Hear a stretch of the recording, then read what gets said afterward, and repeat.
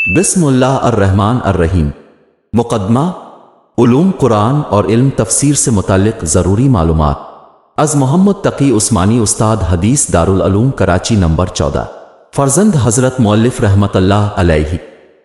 बिस्मिल्लाह अर्रहमान अर्रहीम।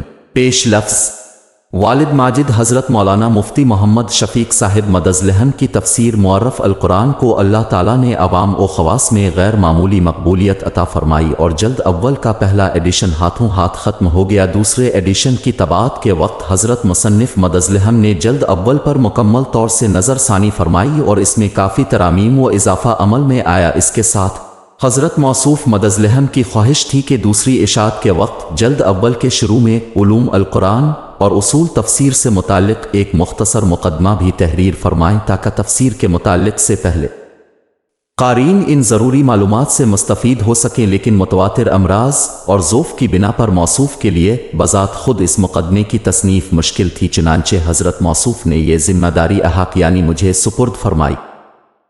मैंने तामील हुक्म और तहसील सआदत के लिए ये काम शुरू किया तो ये मुक़दमा बहुत तवील हो गया और उलूम अल-कुरान के मौजू पर खासी मुफस्सल किताब की सूरत बन गई। इस पूरी किताब को मुअर्रफ़ अल-कुरान के शुरू में बतौर मुक़दमा शामिल करना मुश्किल था, इसलिए हज़रत वालिद साहिब मदज़लहन की ईमा पर मैंने इस मुफस्सल किताब की तलख़ीस की और सिर्फ वो मुबाहिस बाकी रखे जिनका मुताला तफसीर मारिफ़ अल-कुरान का मुताला करने वालों के लिए ज़रूरी था और जो एक आम कारी के लिए दिलचस्पी का बाइस हो सकते थे। ये तलख़ीस मुअर्रफ़ अल-कुरान जल्द अव्वल के ज़ेर नज़र एडिशन में बतौर मुक़द्दमा शामिल की जा रही है। अल्लाह ताला उसे मुसलमानों के लिए नाफ़े और मुफीद बनाए और इस नाचीज़ के लिए ज़ख़ीरा आखिरत साबित हो, आमीन।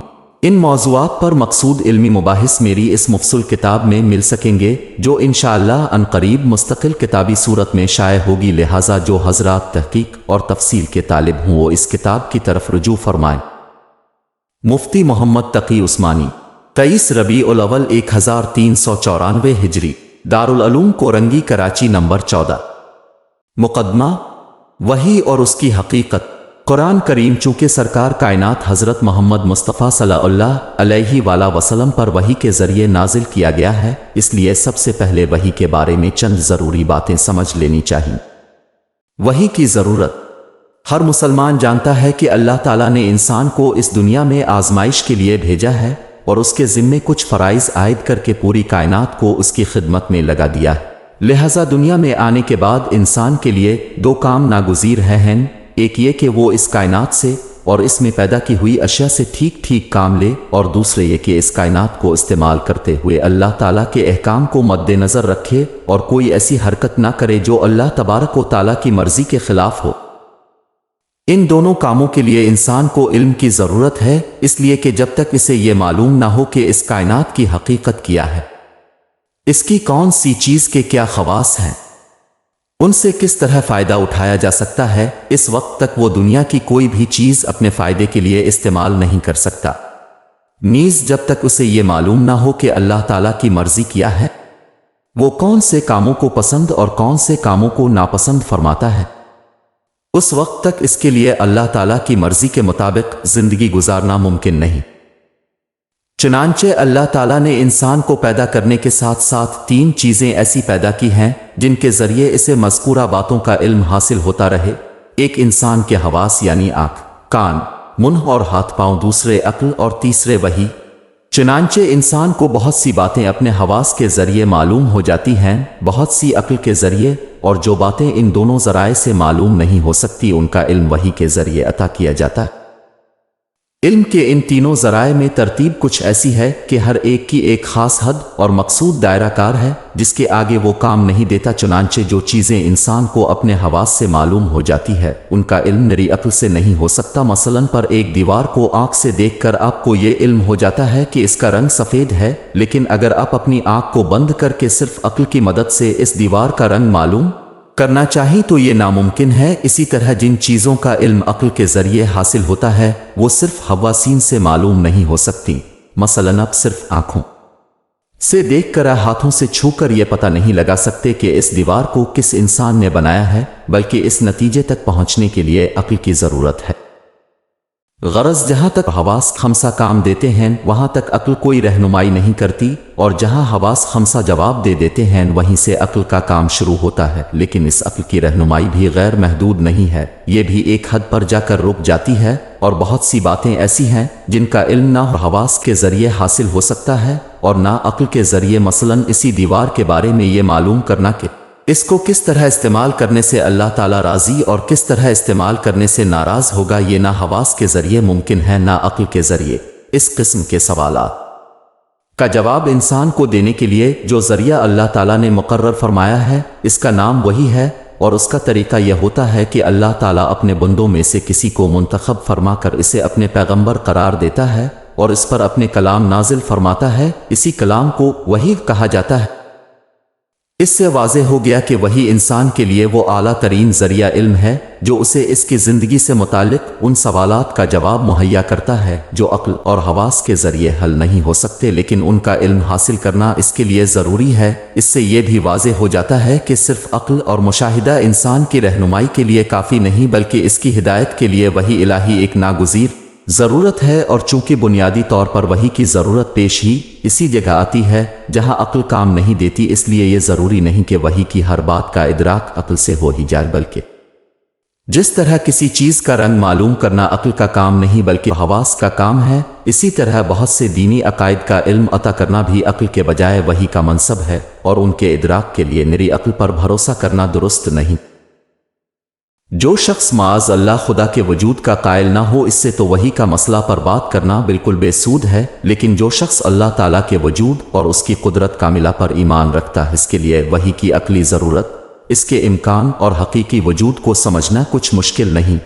اگر آپ اس بات پر ایمان رکھتے ہیں کہ یہ کائنات ایک قادر مطلق نے پیدا کی ہے، وہی اس کے مربوط اور مستحکم نظام کو اپنے حکمت بالغہ سے چلا رہا ہے، اور اسی نے انسان کو کسی خاص مقصد کے تحت یہاں بھیجا ہے، تو پھر یہ کیسے ممکن ہے کہ اس نے انسان کو پیدا کرنے کے بعد اسے بالکل اندھیرے میں چھوڑ دیا ہو اور اسے یہ تک نہ بتایا ہو کہ وہ کیوں اس دنیا میں آیا ہے، یہاں اس کے ذمے کیا فرائض ہیں، اس کی منزل مقصود کیا ہے، اور وہ کس طرح اپنے مقصد زندگی کو حاصل کر سکتا ہے؟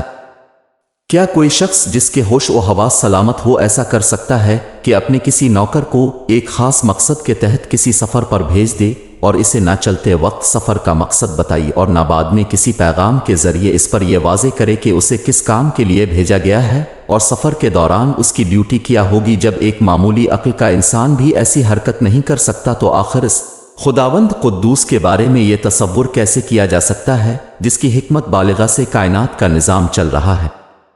یہ آخر کیسے ممکن ہے کہ جس ذات نے چاند، سورج، آسمان، زمین، ستاروں اور سیاروں کے ایک کا ایسا مہر العقول نظام پیدا کیا ہو، وہ اپنے بندوں تک پیغام رسائی کا کوئی ایسا انتظام بھی نہ کر سکے جس کے ذریعے انسانوں کو ان کے مقصد زندگی سے متعلق ہدایات دی جا سکیں؟ اگر اللہ تعالیٰ کی حکمت بالغہ پر ایمان ہے تو پھر یہ بھی ماننا پڑے گا کہ اس نے اپنے بندوں کو اندھیرے میں نہیں چھوڑا بلکہ ان کی رہنمائی کے لیے کوئی باقاعدہ نظام ضرورت بنایا ہے۔ بس رہنمائی کے اسی باقاعدہ نظام کا نام وحی اور رسالت ہے۔ اس سے صاف واضح ہو جاتا ہے کہ وحی محض ایک دینی اعتقاد ہی نہیں بلکہ ایک عقلی ضرورت ہے جس کا انکار در حقیقت اللہ تعالیٰ کی حکمت بالغہ کا انکار ہے۔ حضور صلی اللہ علیہ وسلم پر نزول وحی کے طریقے۔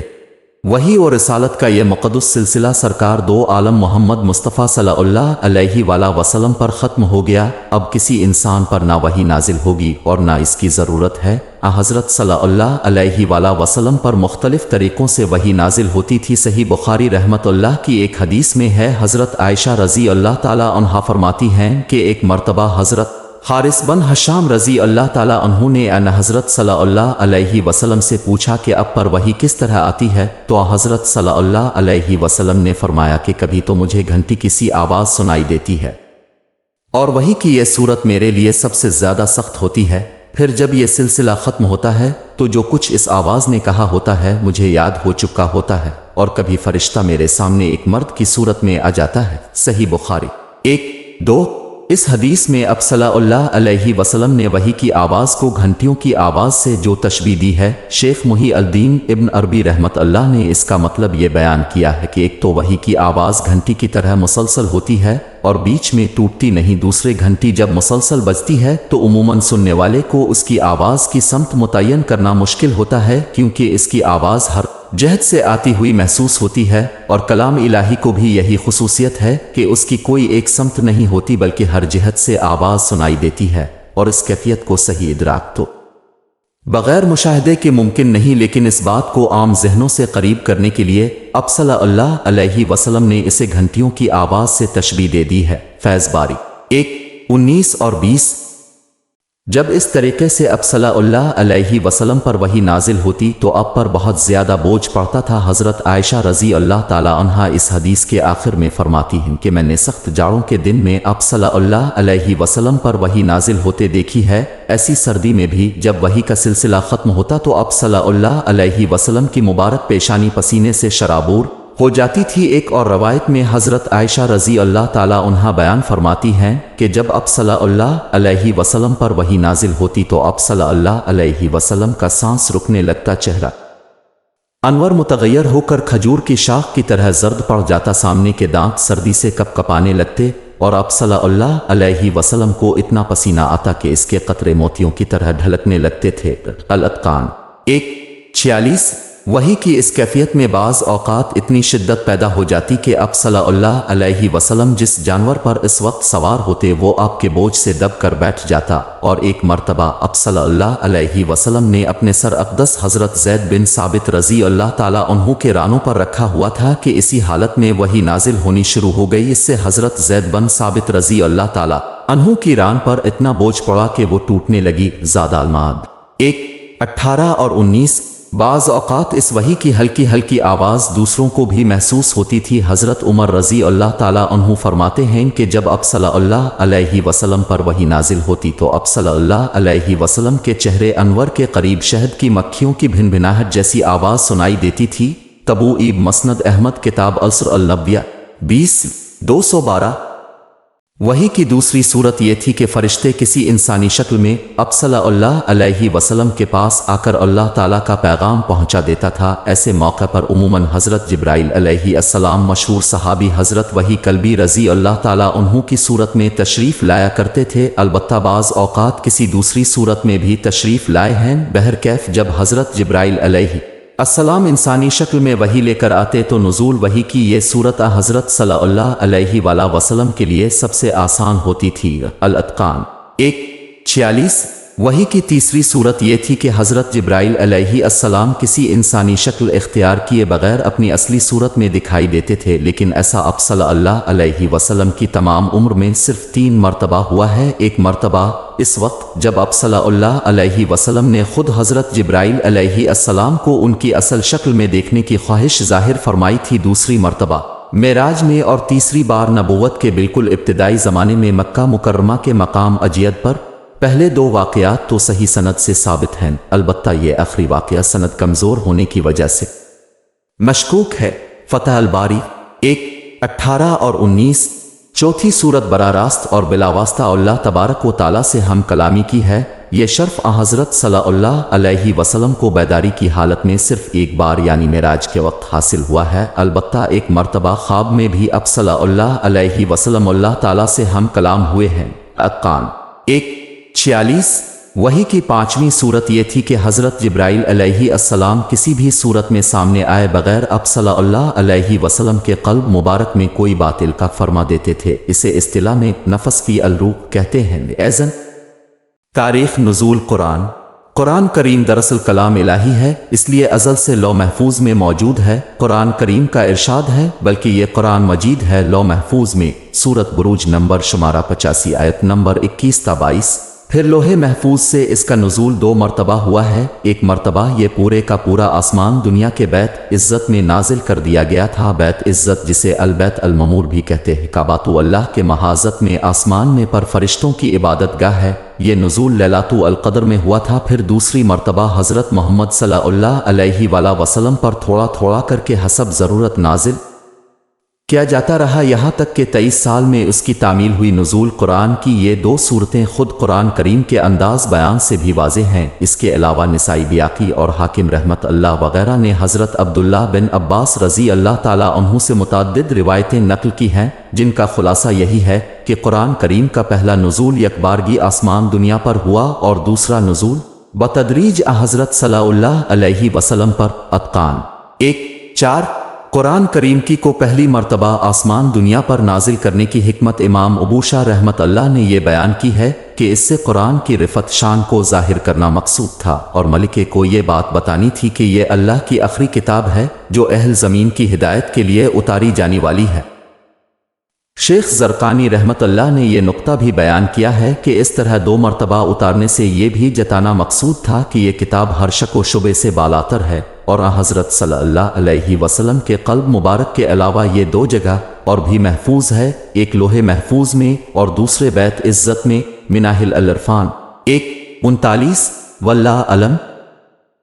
اس پر تقریباً اتفاق ہے کہ قرآن کریم کا دوسرا تدریجی نزول جو حضرت صلی اللہ علیہ وسلم کے قلب مبارک پر ہوا، اس کا آغاز اس وقت ہوا جب آپ صلی اللہ علیہ وسلم کی عمر 40 سال تھی۔ اس نزول کی ابتدا بھی صحیح قول کے مطابق لیلۃ القدر میں ہوئی ہے اور یہی وہ تاریخ تھی جس میں چند سال بعد غزوہ بدر پیش آیا، لیکن یہ رات رمضان کی کون سی تاریخ میں تھی اس بارے میں کوئی یقینی بات نہیں کہی جا سکتی۔ بعض روایات سے رمضان کی 70ویں، بعض سے 19ویں اور بعض سے 27ویں شب معلوم ہوتی ہے۔ تفسیر ابن جریر 7:10 سب سے پہلے نازل ہونے والی آیت۔ صحیح قول یہ ہے کہ حضرت صلی اللہ علیہ وسلم پر قرآن کریم کی سب سے پہلے جو آیتیں اتری وہ سورۃ الق کی ابتدائی آیات ہیں۔ صحیح بخاری میں حضرت عائشہ رضی اللہ تعالی عنہا اس کا واقعہ بیان فرماتی ہیں کہ حضرت صلی اللہ علیہ وسلم پر نزول وحی کی ابتدا تو سچے خوابوں سے ہوئی تھی، اس کے بعد اب صلی اللہ علیہ وسلم کی خلوت میں عبادت کرنے کا شوق پیدا ہوا۔ اس دوران اب صلی اللہ علیہ وسلم غار حراء میں کئی راتیں گزارتی اور عبادت میں مشغول رہتے تھے، یہاں تک کہ ایک دن اسی غار میں اب صلی اللہ علیہ وسلم کے پاس اللہ تعالیٰ کی جانب سے فرشتہ آیا اور اس نے سب سے پہلی بات یہ کہی کہ اقرا یعنی پڑھو۔ حضور صلی اللہ علیہ وسلم نے فرمایا کہ میں پڑھا ہوا نہیں ہوں۔ اس کے بعد خود حضور صلی اللہ علیہ وسلم نے واقعہ بیان کیا کہ میرے اس جواب پر فرشتے نے مجھے پکڑا اور مجھے زور سے بھینچا کہ مجھ پر مشقت کی انتہا ہو گئی، پھر اس نے مجھے چھوڑ دیا اور دوبارہ کہا اقرا۔ میں نے جواب میں جواب دیا کہ میں تو پڑا ہوا نہیں ہوں۔ فرشتے نے مجھے پھر پکڑا اور دوبارہ اس زور سے بھینچا کہ مجھ پر مشقت کی انتہا ہو گئی، پھر اس نے مجھے چھوڑ کر کہا کہ اقرا۔ میں نے جواب دیا کہ میں پڑا ہوا نہیں ہوں۔ اس پر اس نے مجھے تیسری مرتبہ پکڑا اور بھینچ کر چھوڑ دیا، پھر کہا ترجمہ پڑھو اپنے اس پروردگار کے نام سے جس نے پیدا کیا، جس نے انسان کو منجمد خون سے پیدا کیا۔ پڑھو اور تمہارا پروردگار سب سے زیادہ کریم ہے، آخر تک۔ یہ اب صلی اللہ علیہ وسلم پر نازل ہونے والی پہلی آیات تھیں۔ اس کے بعد 3 سال تک وحی کا سلسلہ بن رہا۔ اسی زمانے کو فترت وحی کا زمانہ کہتے ہیں۔ پھر 3 سال کے بعد وہی فرشتہ جو غار حرا میں آیا تھا اب صلی اللہ علیہ وسلم کو آسمان و زمین کے درمیان دکھائی دیا اور اس نے سورۃ مدثر کی آیات اب صلی اللہ علیہ وسلم کو سنائی۔ اس کے بعد وحی کا سلسلہ جاری ہو گیا۔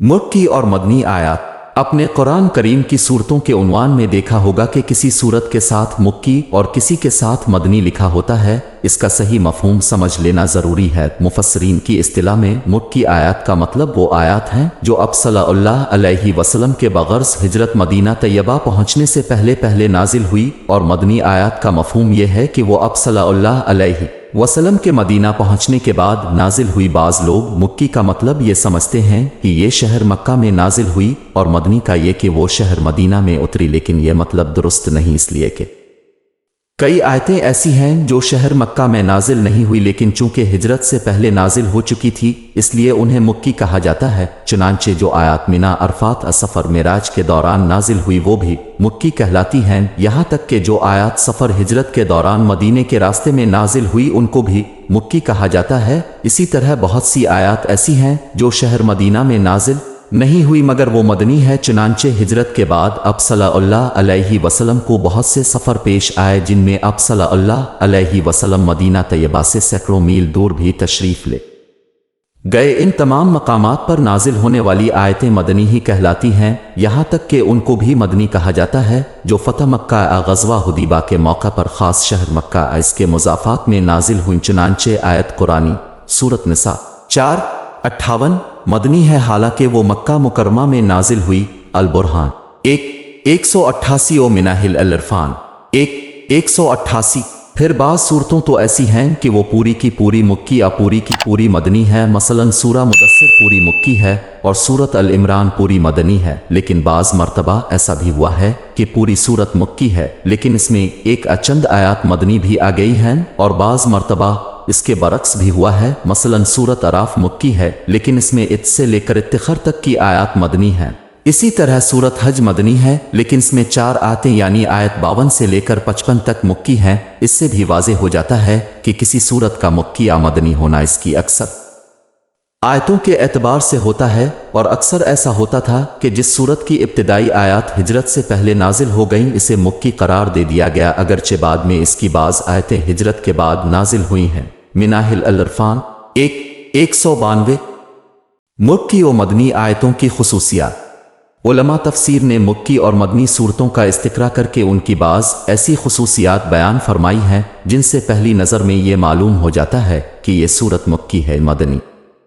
इनमें से बाज़ खुसूसियात कायदा कुल्लिया की हैसियत रखती है और बाज़ इक्सरी हैं। कायदा कुल्लिया ये है, एक हर सूरत जिसमें लफ्ज़ कला यानी हरगिज़ नहीं आया है वो मुक्की है। ये लफ्ज़ 15 सूरतों में 33 मरतबा इस्तेमाल हुआ है और ये सारी आयतें कुरान करीम के आखिरी निस्फ हिस्से में।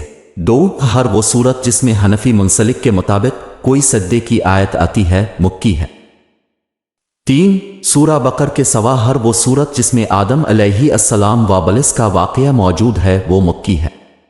ये कायदा अतकान वगैरह से माखूज है और ये इस कौल के मुताबिक तो दुरुस्त है जिसकी रूह से सूरत हज मुक्की है, लेकिन अगर उसे मदनी करार दिया जाए जैसा कि बाज़ सहाबा उतबे से मरवी है तो सूरत हज इस कायदे से मुस्तस्ना होगी। मोहम्मद तकी उस्मानी 4 हर वो सूरत जिसमें जिहाद की इजाज़त उसके अहकाम मज़कूर हैं मदनी है। 5 हर वो आयत जिसमें मुनाफिकों का जिक्र आया है मदनी है। और मुंदरजा झैल खुसूसियात अमूमी और इक्सरी हैं, यानी कभी कभी उनके खिलाफ भी हो जाता है लेकिन अक्सर व बेशतर ऐसा ही होता है।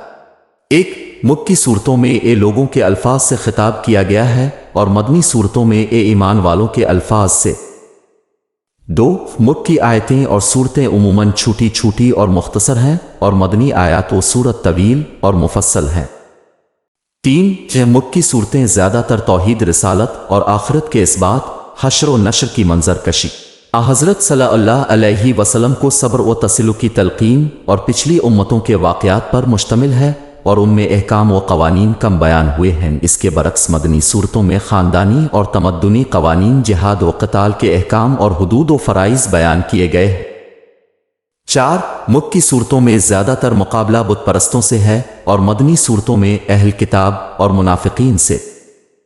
5 मुक्की सूरतों को उसलूब बयान ज़्यादा पूर शक्वा है, इसमें इस्तिआरात व तशबीहात तुमसीलें ज़्यादा हैं और ज़ख़ीरा अल्फाज बहुत वसी है। इसके बरखिलाफ मदनी सूरतों का अंदाज निस्बतन सादा है। मुक्की और मदनी सूरतों का अंदाज व उसलूब में यह फ़र्क दरअसल हालात, माहौल और मुखातिबोहे के इख्तिलाफ की वजह से पैदा हुआ है। मुक्की ज़िंदगी में मुसलमानों का वास्ता चूँकि ज़्यादातर अरब के बुत परस्तों से था और कोई इस्लामी रियासत वजूद में नहीं आई थी, इसलिए इस दौर में ज़्यादा ज़ोर अकायद की दुरुस्तगी, इखलाकी इस्तिला, बुत परस्तों की मुदल्लल तरदीद और कुरान करीम की शान एजाज के इजहार पर दिया गया। इसके बरखिलाफ मदीना तैयबा में एक इस्लामी रियासत वजूद में आ चुकी थी। लोग जौक दर जौक इस्लाम के साए तले आ रहे थे। इल्मी सतह पर बुत परस्तों की का इब्ताल हो चुका था और तमाम तर नज़रियाती मुकाबला अहल किताब से था, इसलिए यहाँ अहकाम व कवानीन और हुदूद व फ़राइज़ की तालीम और अहल किताब की तरदीद पर ज़्यादा तवज्जो दी गई और इसी के मुनासिब उसलूब बयान इख्तियार किया गया। कुरान करीम का तदरीजी नुज़ूल पीछे आ चुका है कि हज़रत सल्लल्लाहु अलैहि वसल्लम पर कुरान करीम दफ़तन और यकबारगी नाजिल नहीं हुआ बल्कि थोड़ा थोड़ा करके तकरीबन 23 साल में उतारा गया है। बाज़ औक़ात जिब्राइल अलैहिस्सलाम एक छोटी सी आयत बल्कि आयत का एक जुज़्व लेकर भी तशरीफ़ ले आते और बाज़ मरतबा कई आयतें बैक वक्त नाजिल हो जाती। कुरान करीम का सबसे छोटा हिस्सा जो तकरीबन नाजिल हुआ वो सूरत निसा 95 ہے جو ایک طویل آیت کا ٹکڑا ہے، دوسری طرف پوری سورت انعام ایک ہی مرتبہ نازل ہوئی۔ ابن کثیر 122 قرآن کریم کو یکبارگی نازل کرنے کے بجائے تھوڑا تھوڑا کر کے کیوں نازل کیا گیا؟ یہ سوال خود مشرکین عرب نے حضرت صلی اللہ علیہ وسلم سے کیا تھا۔ باری تعالیٰ نے اس سوال کا جواب خود ان الفاظ میں دیا۔ ترجمہ: اور کافروں نے کہا کہ اب پر قرآن ایک ہی دفعہ کیوں نہیں نازل ہو گیا؟ اسی طرح ہم نے قرآن کو تدریجاً اتارا ہے تاکہ ہم اب صلی اللہ علیہ وسلم کے دل کو مطمئن کر دیں، اور ہم نے اس کو رفتہ رفتہ پڑھا ہے، اور وہ کوئی بات اب کے پاس نہیں لائیں گے مگر ہم اب صلی اللہ علیہ وسلم کے پاس حق لائیں گے اور اس کی عمدہ تفسیر پیش کریں گے۔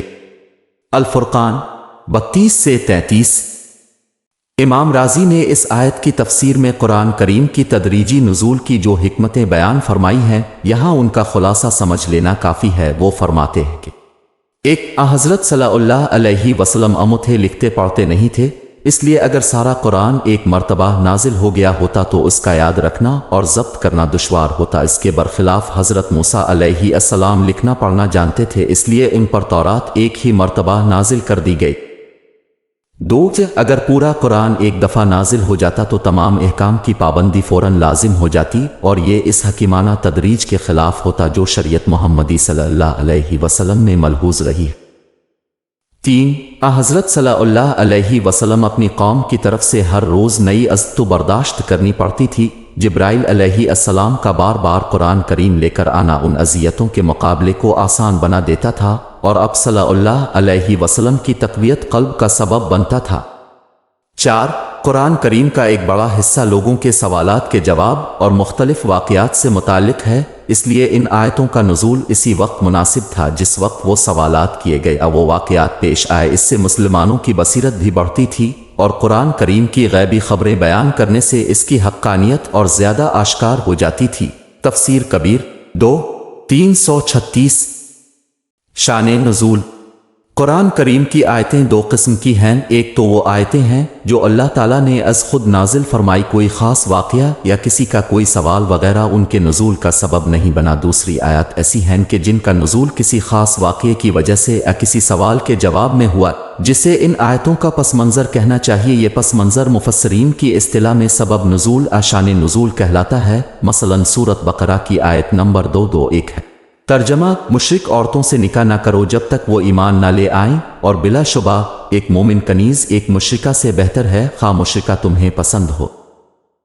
یہ آیت ایک خاص واقعہ میں نازل ہوئی تھی۔ زمانہ جاہلیت میں حضرت مدثر بن ابی مدثر غنوی رضی اللہ تعالیٰ عنہ کے عناق نامی ایک عورت سے تعلقات تھے۔ اسلام لانے کے بعد یہ مدینہ طیبہ چلے آئے، اور وہ عورت مکہ مکرمہ میں رہ گئی۔ ایک مرتبہ حضرت مدثر رضی اللہ تعالیٰ عنہ کسی کام سے مکہ مکرمہ تشریف لے گئے تو غناق نے انہیں گناہ کی دعوت دی۔ حضرت مدثر رضی اللہ تعالیٰ عنہ نے صاف انکار کر کے فرمایا کہ اسلام میرے اور تمہارے درمیان حائل ہو چکا ہے، لیکن اگر تم چاہو تو میں حضرت صلی اللہ علیہ وسلم سے اجازت کے بعد تم سے نکاح کر سکتا ہوں۔ مدینہ طیبہ شریف تشریف لا کر حضرت مدثر رضی اللہ تعالیٰ عنہ نے اب صلی اللہ علیہ وسلم سے نکاح کی اجازت چاہی اور اپنی پسندیدگی کا اظہار کیا۔ اس پر یہ آیت نازل ہوئی اور اس نے مشرک عورتوں سے نکاح کی ممانعت کر دی۔ اسباب النزول للواحدی صفحہ 38۔ یہ واقعہ مذکورہ بالا آیت کی شان نزول سبب نزول ہے۔ قرآن کریم کی تفسیر میں شان نزول نہایت اہمیت کا حامل ہے۔ بہت سی آیتوں کا مفہوم اس وقت تک صحیح طور سے سمجھ میں نہیں آ سکتا جب تک ان کا شان نزول معلوم نہ ہو۔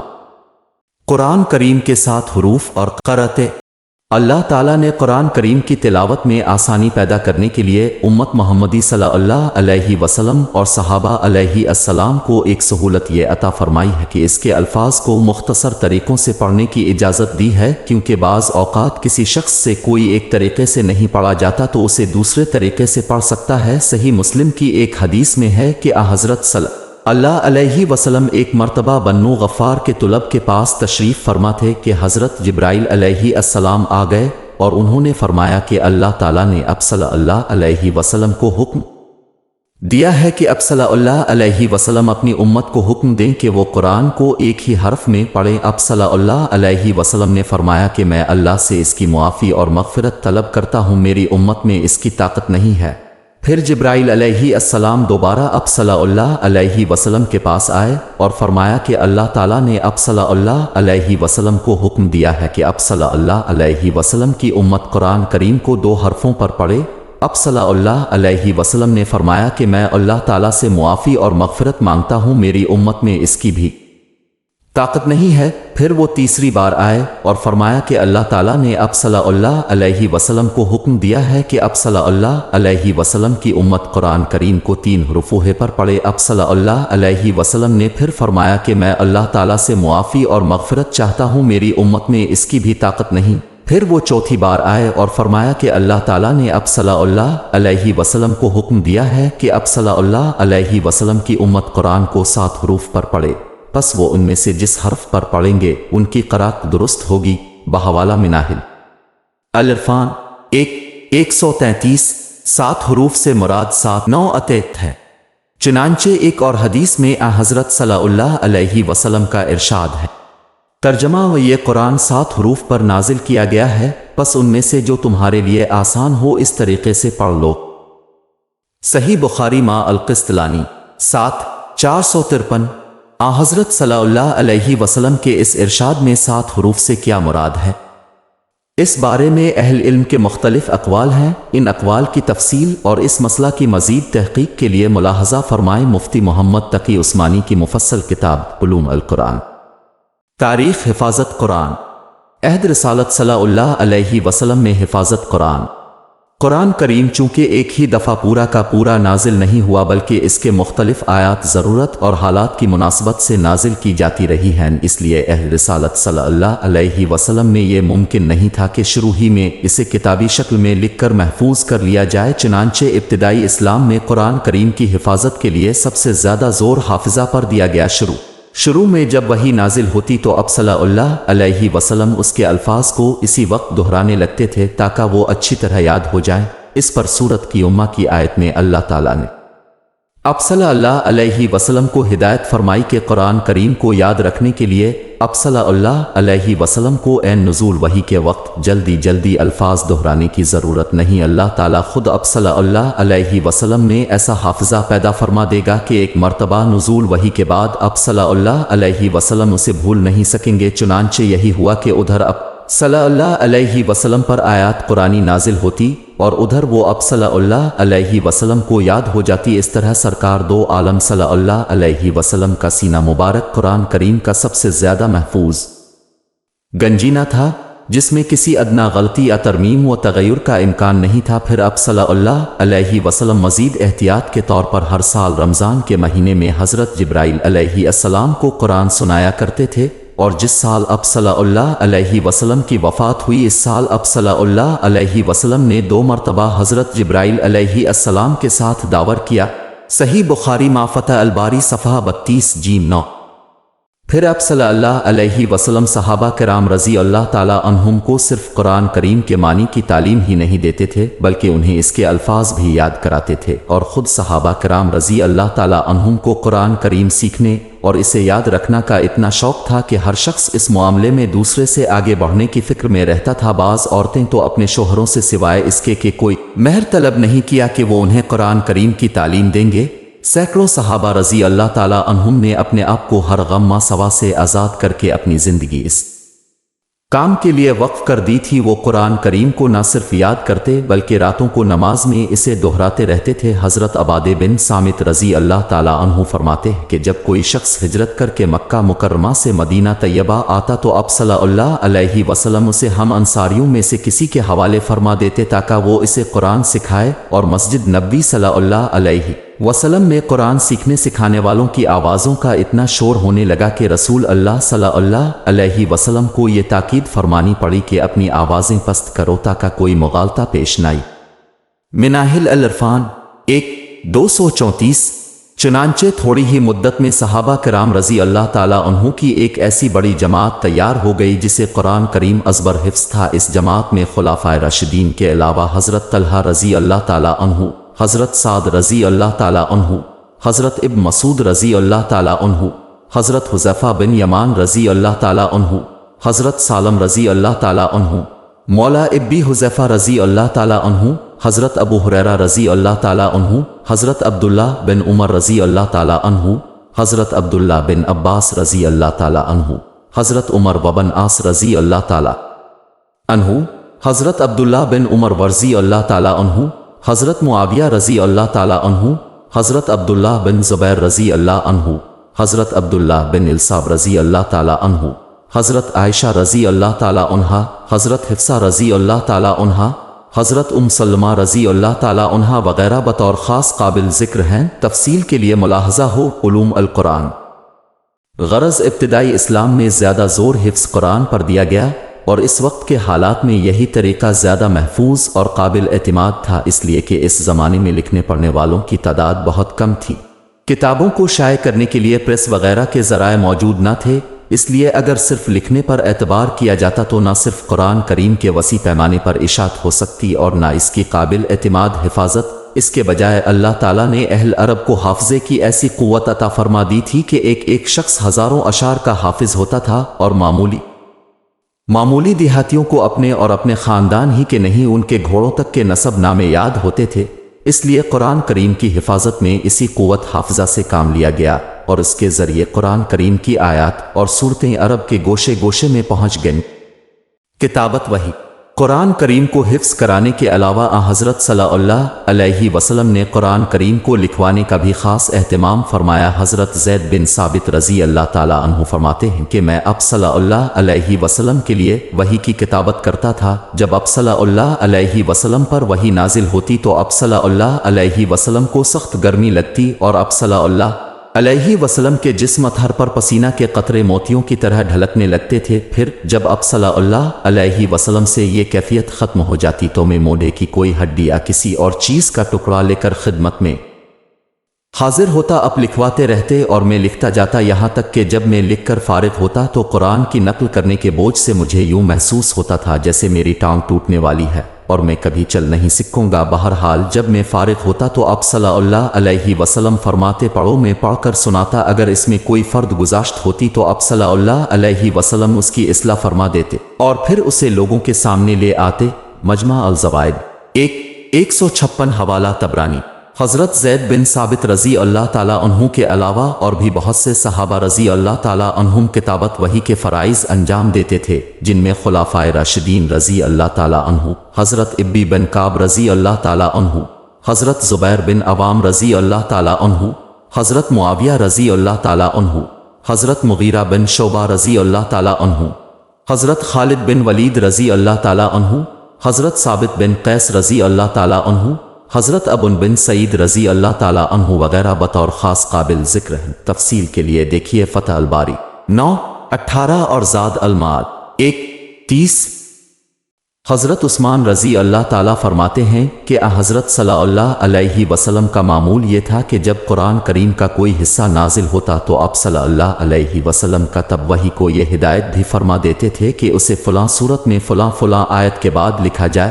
فتح الباری 9:18 سے۔ اس زمانے میں چونکہ عرب میں کاغذ نایاب تھا، اس لیے یہ قرآنی آیت زیادہ تر پتھر کی سلوہے، چمڑے کے پارچوں، کھجور کی شاخوں، بانس کے ٹکڑوں، درخت کے پتوں اور جانوروں کی ہڈیوں پر لکھی جاتی تھی۔ البتہ کبھی کبھی کاغذ کے ٹکڑے بھی استعمال کیے گئے ہیں۔ الفاظل 9:11۔ اس طرح عہد رسالت صلی اللہ علیہ وسلم میں قرآن کریم کا ایک نسخہ تو وہ تھا جو حضرت صلی اللہ علیہ وسلم نے اپنی نگرانی میں لکھوایا تھا، اگرچہ وہ مرتب کتاب کی شکل میں نہیں تھا بلکہ متفرق پارچوں کی شکل میں تھا۔ اس کے ساتھ ہی بعض صحابہ کرام رضی اللہ تعالیٰ عنہ بھی اپنی یادداشت کے ذریعے آیات قرآنی اپنے پاس لکھ لیتے تھے، اور یہ سلسلہ اسلام کی ابتدائی عہد سے جاری تھا۔ چنانچہ حضرت عمر رضی اللہ تعالیٰ عنہ کے اسلام لانے سے پہلے ہی ان کی بہن اور بہنوئی کے ایک صحیفہ میں آیات قرآنی لکھی ہوئی تھیں۔ سیرت ابن حشام۔ حضرت ابوبکر رضی اللہ تعالیٰ عنہ کے عہد میں جمع قرآن، لیکن حضرت صلی اللہ علیہ وسلم کے زمانے میں قرآن کریم کے جتنے نسخے لکھے گئے تھے ان کی کیفیت یہ تھی کہ تو وہ متفرق اشیاء پر لکھے ہوئے تھے، کوئی آیت چمڑے پر، کوئی درخت کے پتے پر، کوئی ہڈی پر، وہ مکمل نسخے نہیں تھے۔ کسی صحابی کے پاس ایک سورت لکھی ہوتی تھی، کسی کے پاس 5-10 سورتیں اور کسی کے پاس صرف چند آیات، اور بعض صحابہ کے پاس آیات کے साथ तफसीरी जुमले भी लिखे हुए थे। इस बिना पर हज़रत अबू बकर रज़ी अल्लाह ताला अन्हु ने अपने अहद खिलाफत में ये ज़रूरी समझा कि कुरान करीम के उन मुंतशिर हिस्सों को अज्जा करके महफूज कर दिया जाए। उन्होंने ये कारनामा जिन मुहर्रिकात के तहत और जिस तरह अंजाम दिया, इसकी तफसील हज़रत ज़ैद बिन साबित रज़ी अल्लाह ताला अन्हु ने ये बयान फरमाई कि जंग यमामा के फ़ौरन बाद हज़रत अबू बकर रज़ी अल्लाह ताला अन्हु ने एक रोज़ मुझे पैगाम भेजकर बुलवाया। मैं उनके पास पहुँचा तो वहाँ हज़रत उमर रज़ी अल्लाह ताला अन्हु भी मौजूद थे। हज़रत अबू बकर सिद्दीक़ रज़ी अल्लाह ताला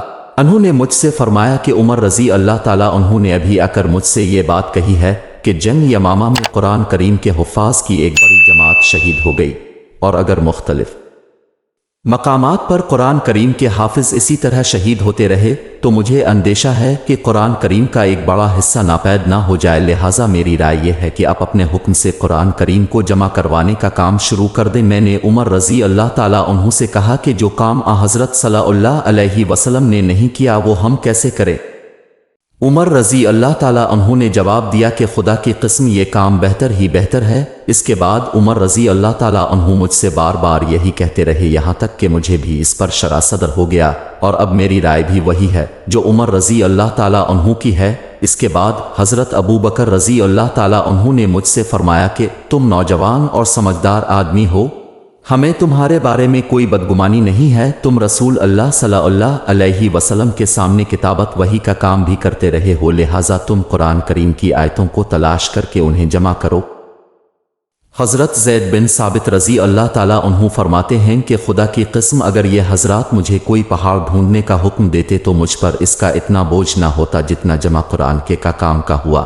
मैंने उनसे कहा कि अब वो काम कैसे कर रहे हैं जो रसूल अल्लाह सल्लल्लाहु अलैहि वसल्लम ने नहीं किया। हज़रत अबू बकर रज़ी अल्लाह ताला अन्हु ने फरमाया कि खुदा की कसम ये काम बेहतर ही बेहतर है। इसके बाद हज़रत अबू बकर रज़ी अल्लाह ताला अन्हु मुझसे बार बार यही कहते रहे, यहाँ तक कि अल्लाह ताला ने मेरा सीना इसी राय के लिए खोल दिया जो हज़रत अबू बकर रज़ी अल्लाह ताला अन्हु और हज़रत उमर रज़ी अल्लाह ताला अन्हु की राय थी। चुनांचे मैंने कुरानी आयात को तलाश करना शुरू किया और खजूर की शाखों, पत्थर की तख्तियों और लोगों के सीनों से कुरान करीम को जमा किया। सही बुखारी किताब फ़ज़ाइल अल कुरान। जमा कुरान के सिलसिले में हज़रत ज़ैद बिन साबित रज़ी अल्लाह ताला अन्हु का तरीक़ाकार। इस मौके पर जमा कुरान के सिलसिले में हज़रत ज़ैद बिन साबित रज़ी अल्लाह ताला अन्हु के तरीक़ेकार को अच्छी तरह समझ लेना चाहिए। जैसा कि पीछे जिक्र आ चुका है, वो खुद हाफिज़ कुरान थे, लिहाजा वो अपनी याददाश्त से पूरा कुरान लिख सकते थे। उनके अलावा भी सैकड़ों हुफ़ाज़ इस वक्त मौजूद थे। उनकी एक जमात बनाकर भी कुरान करीम लिखा जा सकता था। नीज़ कुरान करीम के जो नुस्खे हज़रत सल्लल्लाहु अलैहि वसल्लम के ज़माने में लिख दिए गए थे, हज़रत ज़ैद रज़ी अल्लाह ताला अन्हु उनसे भी कुरान करीम नक़ल फरमा सकते थे, लेकिन उन्होंने एहतियात के पेश नज़र सिर्फ किसी एक तरीके पर बस नहीं किया, बल्कि इन तमाम ज़राए से बैक वक्त काम लेकर इस वक्त तक कोई आयत अपने सहीफ़ों में दर्ज नहीं की जब तक इसके मुतवातिर होने की तहरीरी और ज़बानी शहादतें नहीं मिल गईं। इसके अलावा हज़रत सल्लल्लाहु अलैहि वसल्लम ने कुरान करीम की जो आयत अपनी निगरानी में भी लिखवाई थी वो मुख्तलिफ सहाबा के पास महफूज थी। हज़रत ज़ैद रज़ी अल्लाह ताला अन्हु ने उन्हें यकजा फरमाया ताकि नया नुस्खा उनसे ही नकल किया जाए। चनांचे ये ऐलान आम कर दिया गया कि जिस शख्स के पास कुरान करीम की जितनी आयत लिखी हुई मौजूद हों वो हज़रत ज़ैद रज़ी अल्लाह ताला अन्हु के पास ले आए, और जब कोई शख्स उनके पास कुरान करीम की कोई लिखी हुई आयत लेकर आता तो वो मुंदरजा झैल 4 तरीक़ों से इसकी तस्दीक करते थे। एक थे सबसे पहले अपनी याददाश्त से इसकी तौसीक करते। 2 फिर हज़रत उमर रज़ी अल्लाह ताला अन्हु भी हाफिज़ कुरान थे, और रवायात से साबित है कि हज़रत अबू बकर रज़ी अल्लाह ताला अन्हु ने उनको भी इस काम में हज़रत ज़ैद रज़ी अल्लाह ताला अन्हु के साथ लगा दिया था। और जब कोई शख्स कोई आयत लेकर आता था तो हज़रत ज़ैद रज़ी अल्लाह ताला अन्हु और हज़रत उमर रज़ी अल्लाह ताला अन्हु दोनों मुश्तरक तौर पर उसे वसूल करते थे। फ़तह अल बारी 9-11 बहवाला इब्न इब्बी दाऊद। 3 कोई लिखी हुई आयत इस वक्त तक कबूल नहीं की जाती थी जब तक 2 काबिल एतबार गवाहों ने इस बात की गवाही ना दी हो कि ये आयत हज़रत सल्लल्लाहु अलैहि वसल्लम के सामने लिखी गई थी। अक्कान 1-60-4 इसके बाद इन लिखी हुई आयतों का उन मजमूओं के साथ मुकाबला किया जाता था जो मुख्तलिफ सहाबा रज़ी अल्लाह ताला अन्हु ने तैयार कर रखे थे। अल बुरहान फ़ी उलूम अल कुरान लिल ज़रकशी 1-238।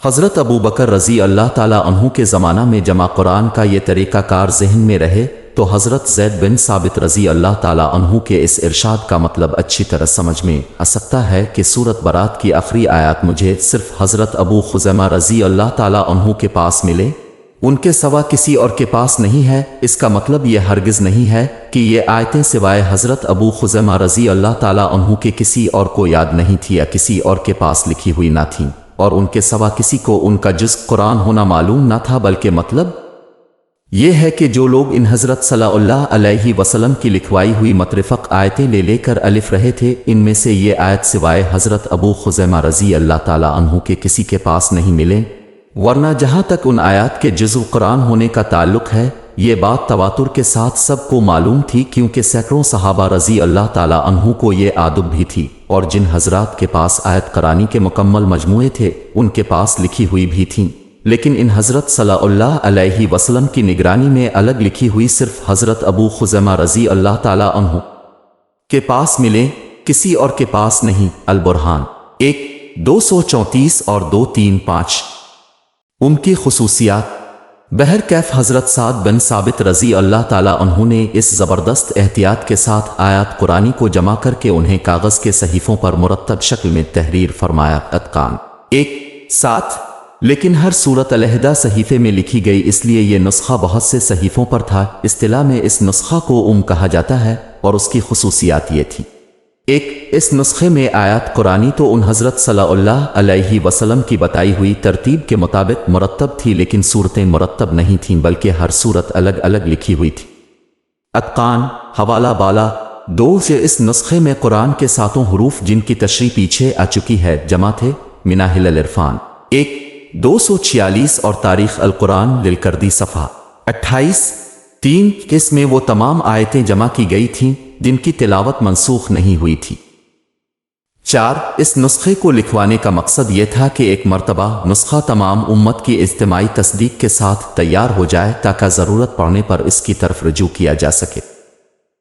حضرت ابو بکر صدیق رضی اللہ تعالیٰ عنہ کے لکھوائے ہوئے یہ صحیفے اب رضی اللہ تعالیٰ عنہ کی حیات میں اب کے پاس رہے، پھر حضرت عمر رضی اللہ تعالیٰ عنہ کے پاس رہے۔ حضرت عمر رضی اللہ تعالیٰ عنہ کی شہادت کے بعد انہیں مومنین حضرت حفصہ رضی اللہ تعالیٰ عنہ کے پاس منتقل کر دیا گیا۔ پھر حضرت حفصہ رضی اللہ تعالیٰ عنہ کی وفات کے بعد مروان بن الحکم رحمت اللہ نے اسے اس خیال سے نظر آتش کر دیا کہ اس وقت حضرت عثمان رضی اللہ تعالیٰ عنہ کے تیار کرائے ہوئے مصاحف تیار ہو چکے تھے، اور اس بات پر امت کا اجماع منعقد ہو چکا تھا کہ رسم الخط اور صورتوں کی ترتیب کے لحاظ سے ان مصاحف کی پیروی لازم ہے۔ مروان بن الحکم رحمت اللہ نے سوچا کہ اب کوئی ایسا نسخہ باقی نہ رہنا چاہیے جو اس رسم الخط اور ترتیب کے خلاف ہو۔ فتح الباری 9:16۔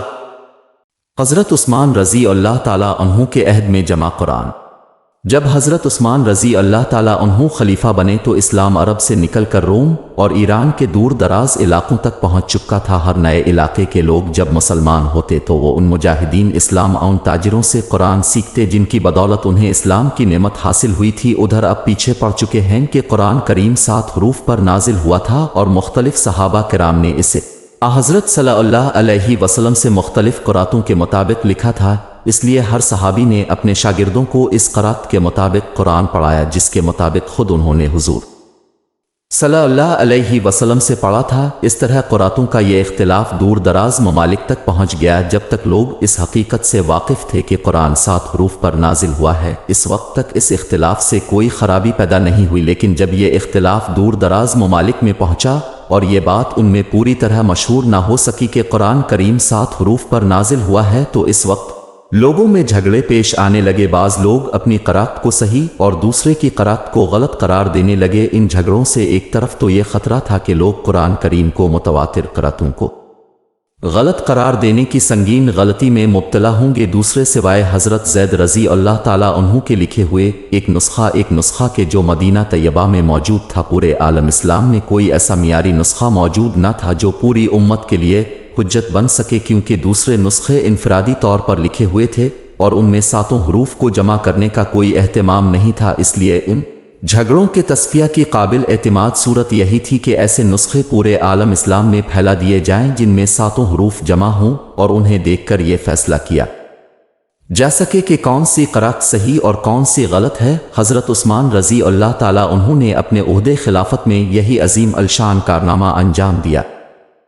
इस कारनामे की तफसील रवायात हदीस से ये मालूम होती है कि हज़रत हुज़ैफ़ा बिन यमान रज़ी अल्लाह ताला अन्हु और आर्मीनिया और आज़रबीजान के महाज पर जहाज़ में मशगूल थे। वहाँ उन्होंने देखा कि लोगों में कुरान करीम की क़ुरातों के बारे में इख्तिलाफ हो रहा है। चुनांचे मदीना तैयबा वापस आते ही वो सीधा हज़रत उस्मान रज़ी अल्लाह ताला अन्हु के पास पहुँचे और जाकर अर्ज़ किया कि अमीर अल-मोमिनीन, क़ब्ल इसके कि ये उम्मत अल्लाह की किताब के बारे में यहूद व नसरी की तरह इख्तिलाफ़ात का शिकार हो, अब इसका इलाज कीजिए। हज़रत उस्मान रज़ी अल्लाह ताला अन्हु ने पूछा, बात क्या है? हज़रत हुज़ैफ़ा रज़ी अल्लाह ताला अन्हु ने जवाब में कहा कि मैं आर्मीनिया के मुहाज पर जिहाद में शामिल था। वहाँ मैंने देखा कि शाम के लोग इब्बी बिन काब रज़ी अल्लाह ताला अन्हु की क़रात पढ़ते हैं जो अहल इराक़ ने नहीं सुनी होती, और अहल इराक़ अब्दुल्लाह बिन मसूद रज़ी अल्लाह ताला अन्हु की क़रात पढ़ते हैं जो अहल शाम ने नहीं सुनी होती। इसके नतीजे में एक दूसरे को काफिर करार दे रहे हैं। हज़रत उस्मान रज़ी अल्लाह ताला अन्हु खुद भी इस ख़तरे का एहसास पहले ही कर चुके थे। उन्हें ये इत्तला मिली थी कि खुद मदीना तैयबा में ऐसे वाक़यात पेश आए कि कुरान करीम के एक मुअल्लिम ने अपने शागिर्दों को एक क़रात के मुताबिक कुरान पढ़ाया और दूसरे मुअल्लिम ने दूसरी क़रात के मुताबिक। इस तरह मुखलिस इस्ताज़ा के शागिर्द जब बाहम मिलते तो उनमें इख्तिलाफ होता और बाज़ मरतबा ये इख्तिलाफ उस्ताज़ा तक पहुँच जाता और वो भी एक दूसरे की क़रात को गलत करार देते। जब हज़रत हुज़ैफ़ा बिन यमान रज़ी अल्लाह ताला अन्हु ने भी इस ख़तरे की तरफ तवज्जो दिलाई तो हज़रत उस्मान रज़ी अल्लाह ताला अन्हु ने जलील अल-क़द्र सहाबा को जमा करके उनसे मशवरा किया और फरमाया कि मुझे ये इत्तला मिली है कि बाज़ लोग एक दूसरे से इस किस्म की बातें कहते हैं कि मेरी क़रात तुम्हारी क़रात से बेहतर है, और ये बात कुफर की हद तक पहुंच सकती है। लिहाजा अब लोगों की इस बात में क्या राय है? सहाबा रज़ी अल्लाह ताला अन्हु ने खुद हज़रत उस्मान रज़ी अल्लाह ताला अन्हु से पूछा कि आपने क्या सोचा? हज़रत उस्मान रज़ी अल्लाह ताला ने फरमाया कि मेरी राय यह है कि हम तमाम लोगों को एक मसहफ़ पर जमा कर दें ताकि कोई इख्तिलाफ और इफ्तिराक पेश ना आए। सहाबा रज़ी अल्लाह ताला अन्हु ने इस राय को पसंद करके हज़रत उस्मान की ताईद फरमाई। चुनांचे हज़रत उस्मान रज़ी अल्लाह ताला अन्हु ने लोगों को जमा करके एक खुतबा दिया और इसमें फरमाया कि तुम लोग मदीना तैयबा में मेरे करीब होते हुए कुरान करीम की क़ुरातों के बारे में एक दूसरे की तकज़ीब और एक दूसरे से इख्तिलाफ करते हो। इससे जाहिर है कि जो लोग मुझसे दूर हैं वो तो और भी ज़्यादा तकज़ीब और इख्तिलाफ करते होंगे। लिहाजा तमाम लोग मिलकर कुरान करीम का ऐसा नुस्खा तैयार करें जो सब के लिए वाजिब इक़्तिदार हो। इस गरज के लिए हज़रत उस्मान रज़ी अल्लाह ताला अन्हु ने हज़रत हिफ्सा रज़ी अल्लाह ताला अन्हा के पास पैगाम भेजा कि आपके पास हज़रत अबू बकर सिद्दीक रज़ी अल्लाह ताला अन्हु के तैयार कराए हुए जो सहीफ़े मौजूद हैं वो हमारे पास भेज दीजिए, हम उनको मुसाहिफ़ में नकल करके आपको वापस कर देंगे। हज़रत हिफ्सा रज़ी अल्लाह ताला अन्हा ने वो सहीफ़े हज़रत उस्मान रज़ी अल्लाह ताला अन्हु के पास भेज दिए। हज़रत उस्मान रज़ी अल्लाह ताला अन्हु ने 4 सहाबा की एक जमात बनाई जो हज़रत ज़ैद बिन साबित रज़ी अल्लाह ताला अन्हु, हज़रत अब्दुल्लाह बिन ज़ुबैर रज़ी अल्लाह ताला अन्हु, हज़रत सईद बिन अलास रज़ी अल्लाह ताला अन्हु और हज़रत अब्दुर्रहमान बिन हारिस बिन हशाम रज़ी अल्लाह ताला अन्हु पर मुश्तमिल थी। इस जमात को इस काम पर मामूर किया गया कि वो हज़रत अबू बकर सिद्दीक रज़ी अल्लाह ताला अन्हु के सहीफ़ों से नकल करके कई ऐसे मुसाहिफ़ तैयार करे जिनमें सूरतें भी मुरत्तब हों। और उन 4 सहाबा रज़ी अल्लाह ताला अन्हुम में से हज़रत ज़ैद रज़ी अल्लाह ताला अन्हु अंसारी थे और बाकी तीनों हज़रात कुरैशी। इसलिए हज़रत उस्मान रज़ी अल्लाह ताला अन्हु ने उनसे फरमाया कि जब तुम्हारा और ज़ैद रज़ी अल्लाह ताला अन्हु का कुरान के किसी हिस्सा में इख्तिलाफ हो, यानी इसमें इख्तिलाफ हो कि कौन सा लफ्ज़ किस तरह लिखा जाए, तो उसे कुरैश की ज़बान के मुताबिक लिखना है, इसलिए कि कुरान करीम उन्हीं की ज़बान में नाजिल हुआ है। बुनियादी तौर पर यह काम मज़कूरा 4 हज़रात ही के सुपुर्द किया गया था, लेकिन फिर दूसरे सहाबा को भी उनकी मदद के लिए साथ लगा दिया गया। ये पूरी तफसील और इस सिलसिले की तमाम रवायात फ़तह अल-बारी सफ़ा 13-15 जीम 9 से माखूज हैं। इन हज़रात ने किताबत कुरान के सिलसिले में मुंदरजा ज़ैल काम अंजाम दिए। एक हज़रत अबू बकर सिद्दीक रज़ी अल्लाह ताला अन्हु के ज़माने में जो नुस्खा तैयार हुआ था इसमें सूरतें मुरत्तब नहीं थीं, बल्कि हर सूरत अलग अलग लिखी हुई थी। इन हज़रात ने तमाम सूरतों की तरतीब के साथ एक ही मसहफ़ में लिखा। मस्तदर 2, 229, قرآن کریم کی آیات اس طرح لکھی کہ ان کے رسم الخط میں تمام متواتر قرات سما جائیں، اس لیے ان پر نہ نقطے لگائے گئے اور نہ حرکات یعنی زیر زبر پیش، تاکہ اسے تمام متواتر قراتوں کے مطابق پڑھا جا سکے۔ مناہل العرفان 1-2-5-3 اور 2-5-4۔ 3۔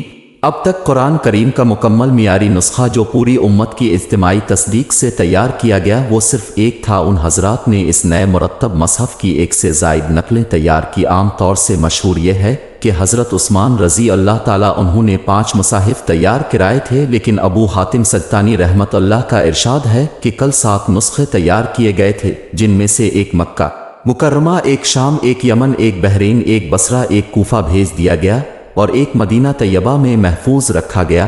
فتح الباری 9-17-4۔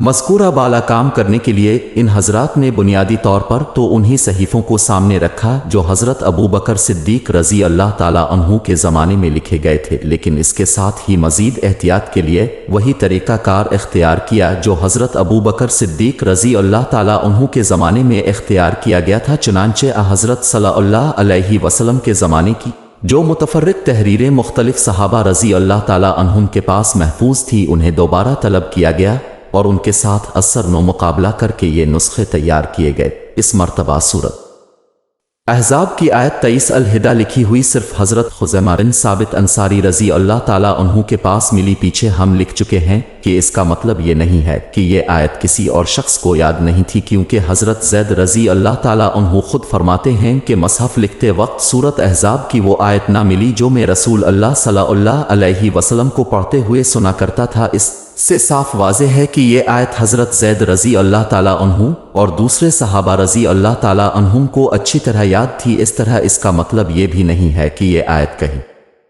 اور لکھی ہوئی، کیونکہ حضرت ابو بکر صدیق رضی اللہ تعالیٰ عنہ کے زمانے میں جو صحیفے لکھے گئے ظاہر ہے کہ یہ آیت ان میں موجود تھی۔ نیز دوسرے صحابہ رضی اللہ تعالیٰ عنہم کے پاس قرآن کریم کے جو انفرادی طور پر لکھے ہوئے نسخے موجود تھے ان میں یہ آیت بھی شامل تھی، لیکن چونکہ ابو بکر صدیق رضی اللہ تعالیٰ عنہ کے زمانے کی طرح اس مرتبہ بھی ان تمام متفرق تحریروں کو جمع کیا گیا تھا جو صحابہ کرام رضی اللہ تعالیٰ عنہ کے پاس لکھی ہوئی تھی، اس لیے حضرت زید رضی اللہ تعالیٰ عنہ وغیرہ نے کوئی آیت ان میں اس وقت تک نہیں لکھی جب تک ان تحریروں میں بھی وہ نہ مل گئی۔ اس طرح دوسری آیتیں تو متعدد صحابہ رضی اللہ تعالیٰ عنہم کے پاس علیحدہ لکھی ہوئی بھی ملے، لیکن سورۃ احزاب کی یہ آیت سوائے حضرت خزیمہ رضی اللہ تعالیٰ عنہ کے کسی اور کے پاس الگ لکھی ہوئی دستیاب نہیں ہوئی۔ 5۔ قرآن کریم کے یہ متعدد معیاری نسخے تیار فرمانے کے بعد حضرت عثمان رضی اللہ تعالیٰ عنہ نے وہ تمام انفرادی نسخے نظر آتش فرما دیے جو مختلف صحابہ کے پاس موجود تھے، تاکہ رسم الخط، مسلمہ قراتوں کے اجتماع اور صورتوں کی ترتیب کے اعتبار سے تمام مصاحف یکساں ہو جائیں اور ان میں کوئی اختلاف باقی نہ رہے۔ حضرت عثمان رضی اللہ تعالیٰ عنہ کے اس کارنامے کو پوری امت نے بانظر استحسان دیکھا اور تمام صحابہ رضی اللہ تعالیٰ عنہم نے اس کام میں ان کی تائید اور حمایت فرمائی۔ صرف حضرت عبداللہ بن مسعود رضی اللہ تعالیٰ عنہ کو اس معاملے میں کچھ رنجش رہی، جس کی تفصیل کا یہ موقع نہیں۔ اس کی تفصیل کے لیے محمد تقی عثمانی کی کتاب علوم القرآن ملاحظہ فرمائے۔ حضرت علی رضی اللہ تعالیٰ عنہ فرماتے، عثمان رضی اللہ تعالیٰ عنہ کے بارے میں کوئی بات ان کی بھلائی کے سوا نہ کہو، کیونکہ اللہ کی قسم انہوں نے مصاحف کے معاملہ میں جو کام کیا وہ ہم سب کی موجودگی میں مشورے سے کیا۔ فتح الباری 9-15۔ تلاوت میں آسانی پیدا کرنے کے اقدامات۔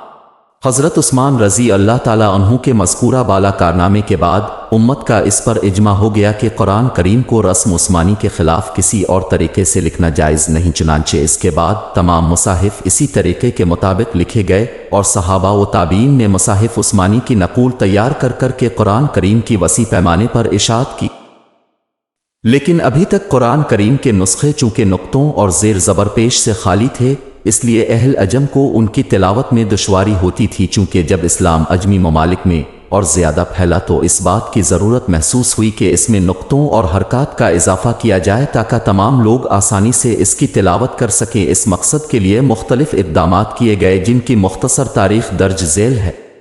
نقطے۔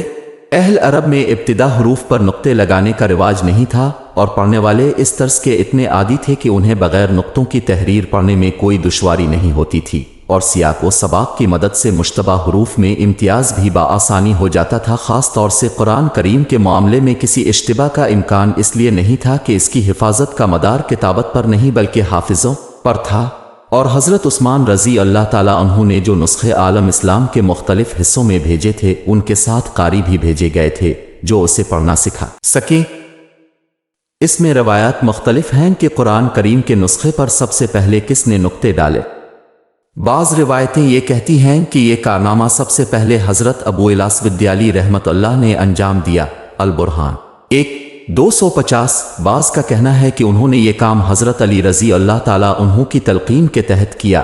صبح العاشی 3:155۔ اور بعض نے کہا ہے کہ کوفہ کے گورنر زیاد بن ابی سفیان نے ان سے یہ کام کرایا، اور ایک روایت یہ بھی ہے کہ یہ کارنامہ حجاج بن یوسف نے حسن بصری رحمت اللہ، یحییٰ بن عمر رحمت اللہ اور نصر بن عاصم رحمت اللہ کے ذریعے انجام دیا۔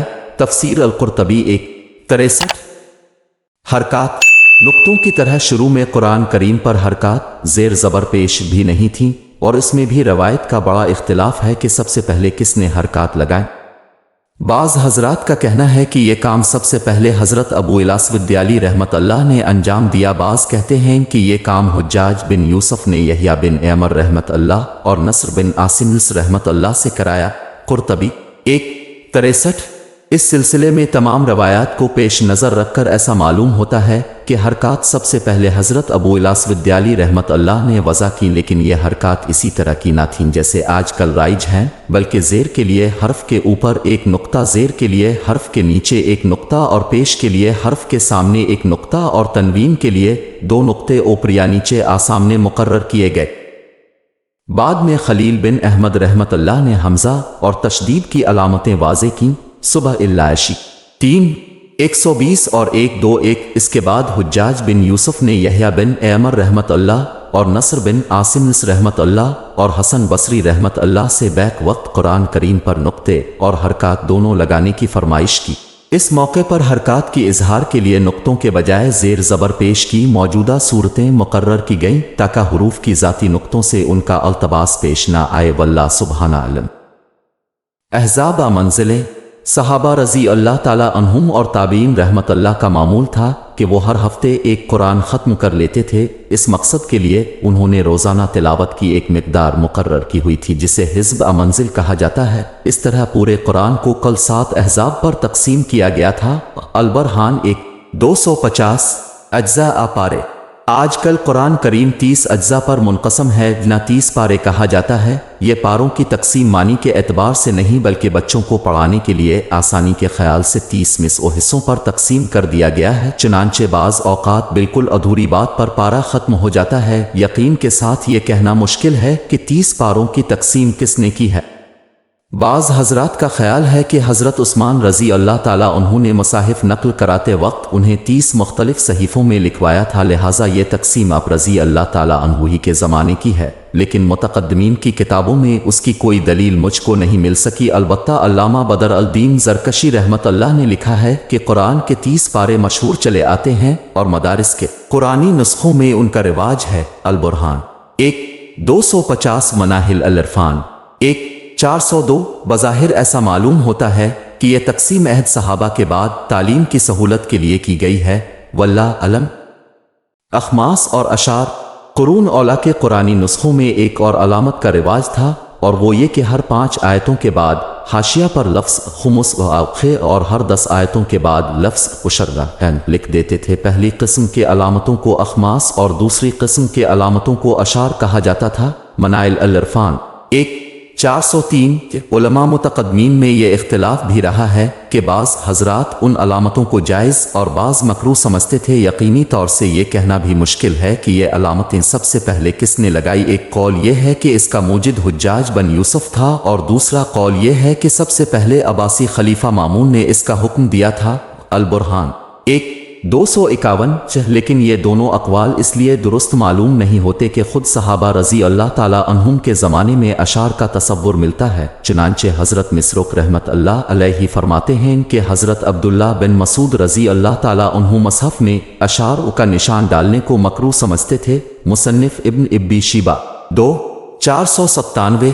رکوع اخماس اور اشعار کی علامتیں تو بعد میں متروک ہو گئیں، لیکن ایک اور علامت جو آج تک راج چلی آتی ہے رکوع کی علامت ہے، اور اس کا تعین قرآن کریم کے مضامین کے لحاظ سے کی گئی ہے، یعنی جہاں ایک سلسلہ کلام ختم ہوا ہو وہاں رکوع کی علامت حاشیے پر حرف عین بنا دی گئی۔ میری جستجو کے باوجود مستند طور پر یہ معلوم نہیں ہو سکا کہ رکوع کی ابتدا کس نے اور کس دور میں کی، البتہ یہ بات تقریباً یقینی ہے کہ اس علامت کا مقصد آیت کی ایسی متوسط مقدار کا تعین ہے جو ایک رکعت میں پڑھی جا سکے، اور اس کو رکوع اس لیے کہتے ہیں کہ نماز میں اس جگہ پہنچ کر رکوع کیا جائے۔ پورے قرآن میں 540 رکوع ہیں، اس طرح اگر تراویح کی ہر رکعت میں ایک رکوع پڑھا جائے تو 27 شب میں قرآن کریم ختم ہو سکتا ہے۔ فتاوی عالمگیر فصل التراویح 194 فتاوی عالمگیر یہ میں مشائخ بخاری کے حوالے سے رکوعات کی تعداد 540 ہی بیان کی گئی ہے، لیکن جب ہم نے قرآن کریم کے مروجہ نسخوں میں خود گنتی کی تو رکوعات کی تعداد 558 پائی، اور بعض اصحاب نے ہمیں خط میں لکھا کہ ان کی گنتی کے مطابق رکوعات کی کل تعداد 5 6 7 ہے۔ ہو سکتا ہے کہ رکوع کی علامات لگانے میں بھی مختلف نسخوں میں کچھ اختلاف رہا ہو،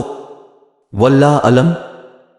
رموز اوقاف تلاوت اور تجوید کی سہولت کے لیے ایک اور مفید کام یہ کیا گیا کہ مختلف قرآنی جملوں پر ایسے اشارے لکھ دیے گئے جن سے یہ معلوم ہو سکے کہ اس جگہ وقف کرنا سانس لینا کیسا ہے۔ ان اشاروں کو رموز و اوقاف کہتے ہیں، اور ان کا مقصد یہ ہے کہ ایک غیر عربی داں انسان بھی جب تلاوت کرے تو صحیح مقام پر وقف کر سکے اور غلط جگہ سانس توڑنے سے معنی میں کوئی تبدیلی پیدا نہ ہو۔ ان میں سے اکثر رموز سب سے پہلے علامہ ابو عبداللہ محمد بن فور سجدنا رحمت اللہ علیہ نے واضح فرمائے۔ الانشر فی القرائط الاشر 225۔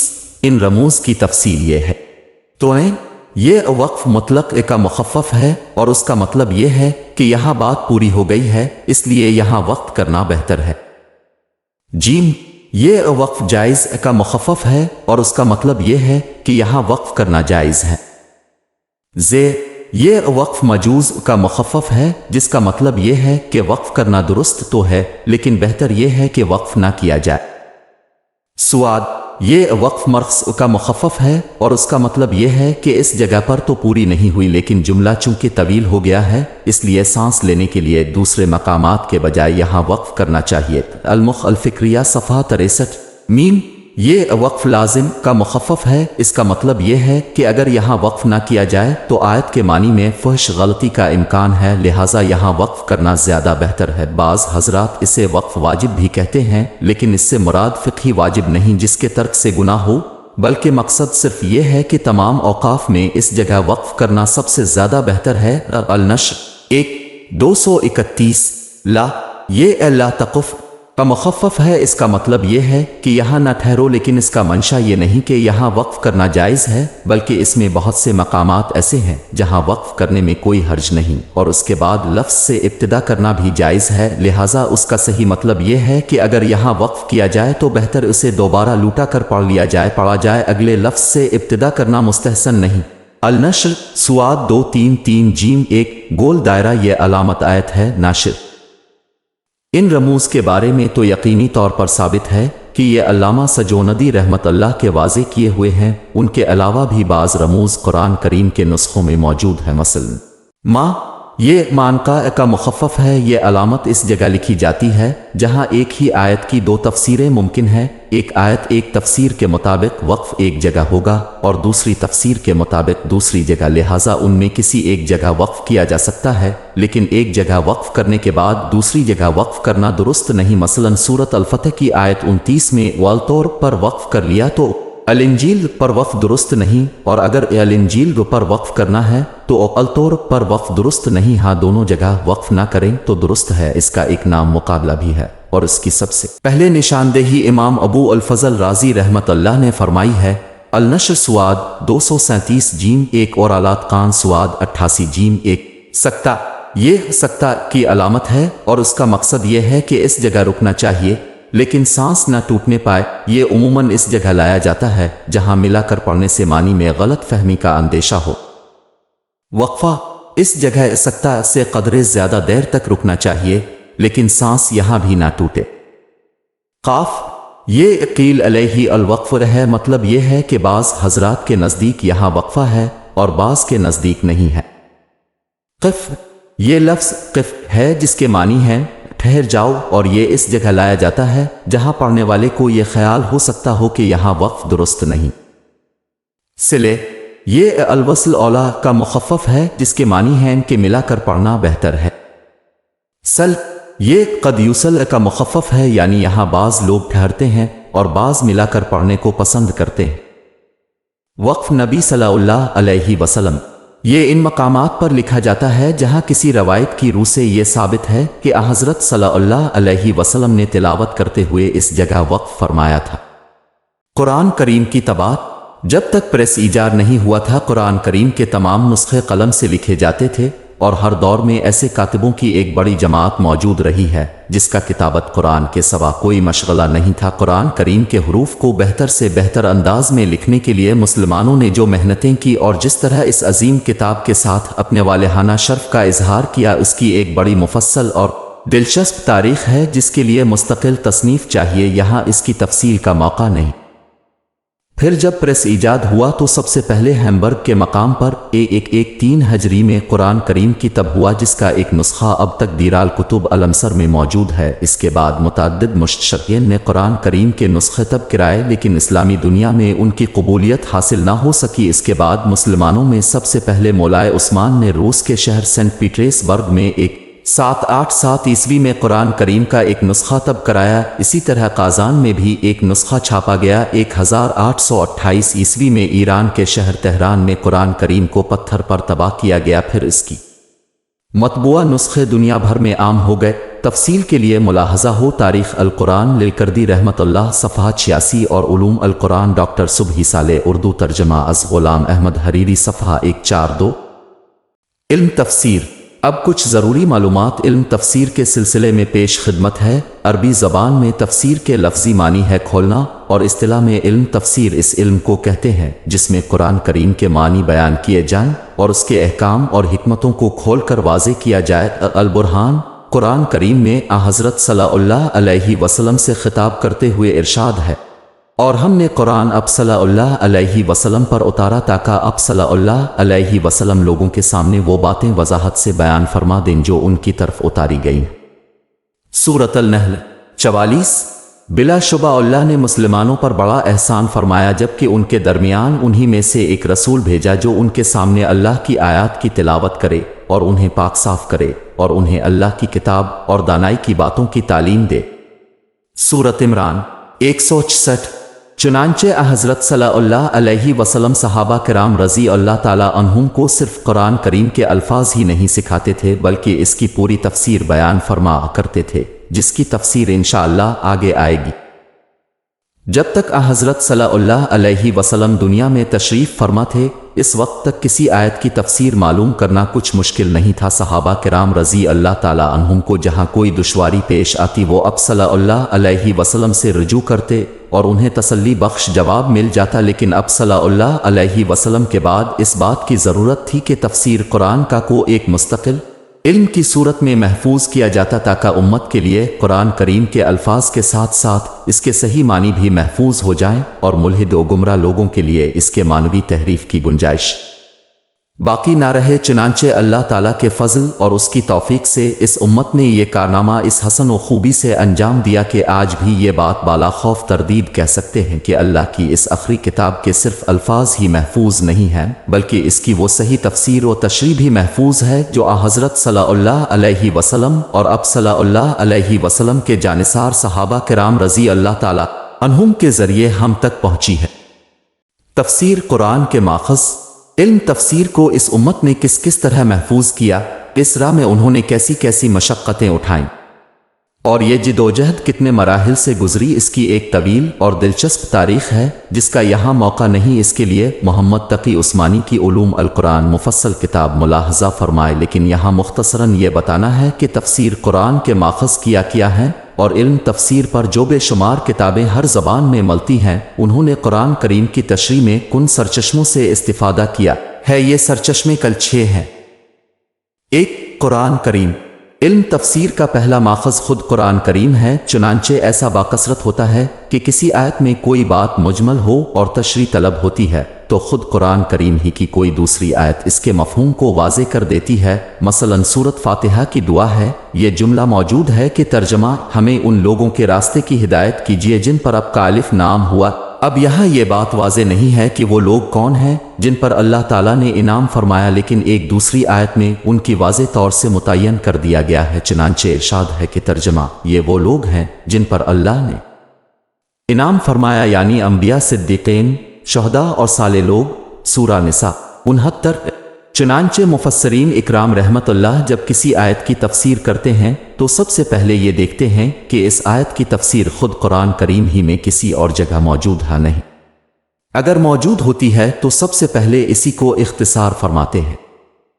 2 حدیث حضرت صلی اللہ علیہ وسلم کے اقوال و افعال کو کہتے ہیں، اور جیسا کہ پیچھے بیان کیا جا چکا ہے کہ اللہ تعالیٰ نے قرآن کریم کے ساتھ اب صلی اللہ علیہ وسلم کو مبعوث ہی اس لیے فرمایا تھا کہ اب صلی اللہ علیہ وسلم لوگوں کے سامنے قرآن کریم کی صحیح تشریح کھول کر بیان فرما دیں۔ چنانچہ اب صلی اللہ علیہ وسلم نے اپنے قول اور عمل دونوں سے یہ فریضہ بحسن و خوبی کا انجام دیا، اور در حقیقت اب صلی اللہ علیہ وسلم کی پوری مبارک زندگی قرآن ہی کی عملی تفسیر ہے۔ اس لیے مفسرین کرام نے قرآن کریم کو سمجھنے کے لیے دوسرے نمبر پر سب سے زیادہ زور حدیث پر دیا ہے، اور احادیث کی روشنی میں کتاب اللہ کے معنی متعین کیے ہیں۔ البتہ چونکہ حدیث میں صحیح، ضعیف اور موضوع ہر طرح کی روایات موجود ہیں، اس لیے محقق مفسرین اس وقت تک کسی روایت کو قابل استعمال نہیں سمجھتے جب تک وہ تنقید روایات کے اصول پر پوری نہ اترتی ہو۔ لہٰذا جو روایت جہاں نظر آ جائے اسے دیکھ کر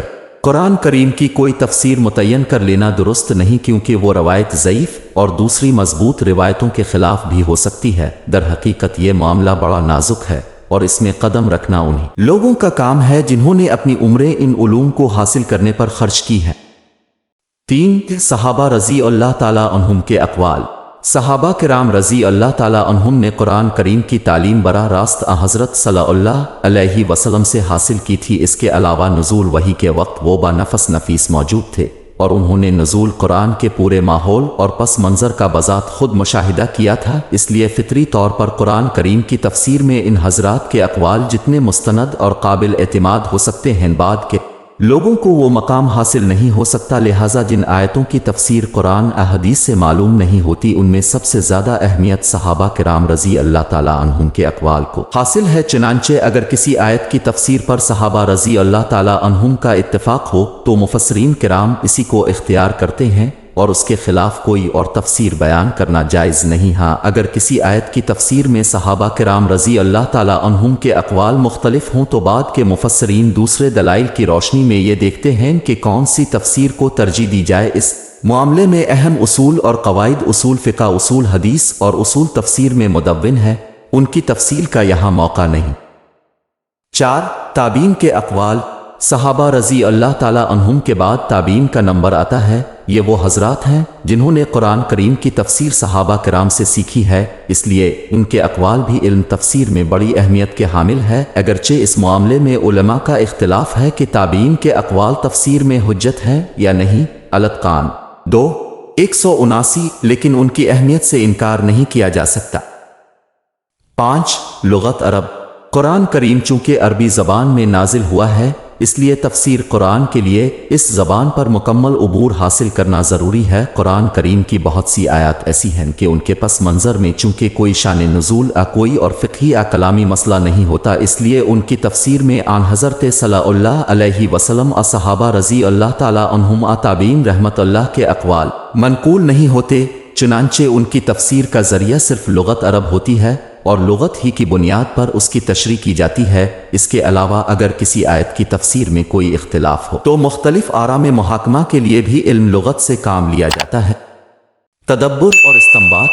تفسیر کا آخری مخز تدبر اور استنباط ہے۔ قرآن کریم کے نکات و اسرار ایک ایسا بحر ناپید کنارہ ہے جس کی کوئی حد و نہاد نہیں۔ چنانچہ جس شخص کو اللہ تعالیٰ نے اسلامی علوم میں بصیرت عطا فرمائی ہو، وہ جتنا اس میں غور و فکر کرتا ہے اتنا ہی نئے اسرار و نکات سامنے آتے ہیں۔ چنانچہ مفسرین کرام اپنے تدبر کے نتائج بھی اپنی تفسیروں میں بیان فرماتے ہیں، لیکن یہ اسرار و نکات اس ہی وقت قابل قبول ہوتے ہیں جبکہ وہ مذکورہ بالا 5 ماخذ سے متصادم نہ ہو، لہٰذا اگر کوئی شخص قرآن کی تفسیروں میں کوئی ایسا نقطہ یا اظہار بیان کرے جو قرآن و سنت، اجماع، لغت صحابہ رضی اللہ تعالیٰ عنہم و تابعین رحمت اللہ کے اقوال کے خلاف ہو یا کسی دوسرے شرعی اصول سے ٹکراتا ہو تو اس کا کوئی اعتبار نہیں۔ صوفیہ رحمت اللہ نے تفسیر میں اس قسم کے اسرار و نکات بیان کرنے شروع کیے تھے، لیکن امت کے محقق علماء نے انہیں قابل اعتبار نہیں سمجھا، کیونکہ قرآن و سنت اور شریعت کے بنیادی اصولوں کے خلاف کسی کی شخصی رائے ظاہر ہے کہ کوئی حیثیت نہیں رکے۔ اتقان 2:184 اسرائیلیت کا حکم۔ اسرائیلیت ان روایتوں کو کہتے ہیں جو اہل کتاب یعنی یہودیوں اور عیسائیوں سے ہم تک پہنچی ہیں۔ پہلے زمانے کے مفسرین رحمت اللہ کی عادت تھی کہ وہ کسی آیت کے ذیل میں ہر قسم کی وہ روایت لکھ دیتے تھے جو انہیں سند کے ساتھ پہنچی تھی، اور ان میں بہت سی روایتیں اسرائیلیت بھی ہوتی تھی، اس لیے ان کی حقیقت سے واقف ہونا بھی ضروری ہے۔ ان کی حقیقت یہ ہے کہ بعض صحابہ کرام رضی اللہ تعالیٰ عنہم اور تابعین رحمت اللہ پہلے اہل کتاب کے مذاہب سے تعلق رکھتے تھے، بعد میں جب وہ مشرف با اسلام ہوئے اور قرآن کریم کی تعلیم حاصل کی تو انہیں قرآن کریم میں پچھلی امتوں کے بہت سے وہ واقعات نظر آئے جو انہوں نے اپنے سابقہ مذہب کی کتابوں میں بھی پڑھے تھے، چنانچہ وہ قرآنی واقعات کے سلسلے میں وہ تفصیلات مسلمانوں کے سامنے بیان کرتے تھے جو انہوں نے اپنے پرانے مذہب کی کتابوں میں دیکھی تھیں۔ یہی تفصیلات اسرائیلیت کے نام سے تفسیر کی کتابوں میں داخل ہو گئی ہیں۔ حافظ ابن کثیر رحمت اللہ نے جو بڑے محقق مفسرین میں سے ہیں، انہوں نے لکھا ہے کہ اسرائیلیت کی 3 قسمیں ہیں۔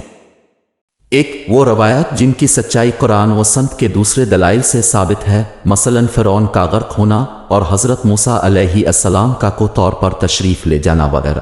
2، وہ روایات جن کا جھوٹ ہونا قرآن و سنت کے دوسرے دلائل سے ثابت ہے، مثلا اسرائیلی روایات میں یہ مذکور ہے کہ حضرت سلمان علیہ السلام اپنی آخری عمر میں معاذ اللہ مرتد ہو گئے تھے، اس کی تردید قرآن کریم سے ثابت ہے۔ ارشاد ہے ترجمہ، اور سلمان علیہ السلام کافر نہیں ہوئے بلکہ شیاطین نے کفر کیا، سورۃ بقرہ 102 سے۔ اسی طرح مثلا اسرائیلی روایات میں مذکور ہے کہ معاذ اللہ حضرت داؤد علیہ السلام نے اپنے سپہ سالار اوریا کی بیوی سے زنا کیا، ایسے مختلف تدبیروں سے مروا کر اس کی بیوی سے نکاح کر لیا۔ یہ بھی کھلا جھوٹ ہے اور اس قسم کی روایتوں کو غلط سمجھنا لازم ہے۔ 3، وہ روایات جن کے بارے میں قرآن و سنت اور دوسرے شرعی دلائل خاموش ہیں، جیسے کہ تورات کے احکام وغیرہ، ایسی روایت کے بارے میں حضرت صلی اللہ علیہ وسلم کی تعلیم یہ ہے کہ ان کے بارے میں سکوت اختیار کیا جائے، نہ ان کی تصدیق کی جائے اور نہ تکذیب۔ البتہ اس مسئلے میں علماء کا اختلاف ہے کہ آیا ایسی روایات کو نقل کرنا جائز بھی ہے یا نہیں۔ حافظ ابن کثیر رحمت اللہ نے قول فیصل یہ بیان کیا ہے کہ انہیں نقل کرنا جائز تو ہے، لیکن اس سے کوئی فائدہ نہیں، کیونکہ شرعی اعتبار سے وہ حجت نہیں ہے۔ مقدمہ تفسیر ابن کثیر۔ تفسیر قرآن کے بارے میں ایک شدید غلط فہمی۔ مذکورہ بالا تفصیل سے یہ بات واضح ہو گئی ہوگی کہ قرآن کریم کی تفسیر ایک انتہائی نازک اور مشکل کام ہے، جس کے لیے صرف عربی زبان جان لینا کافی نہیں بلکہ تمام متعلقہ علوم میں مہارت ضروری ہے۔ چنانچہ علماء نے لکھا ہے کہ مفسر قرآن کے لیے ضروری ہے کہ وہ عربی زبان کے نحو صرف اور بلاغت و ادب کے علاوہ علم حدیث، اصول فقہ و تفسیر اور عقائد و کلام کا وسیع علم رکھتا ہو، کیونکہ جب تک ان علوم سے مناسبت نہ ہو انسان قرآن کریم کی تفسیر میں کسی صحیح نتیجے تک نہیں پہنچ سکتا۔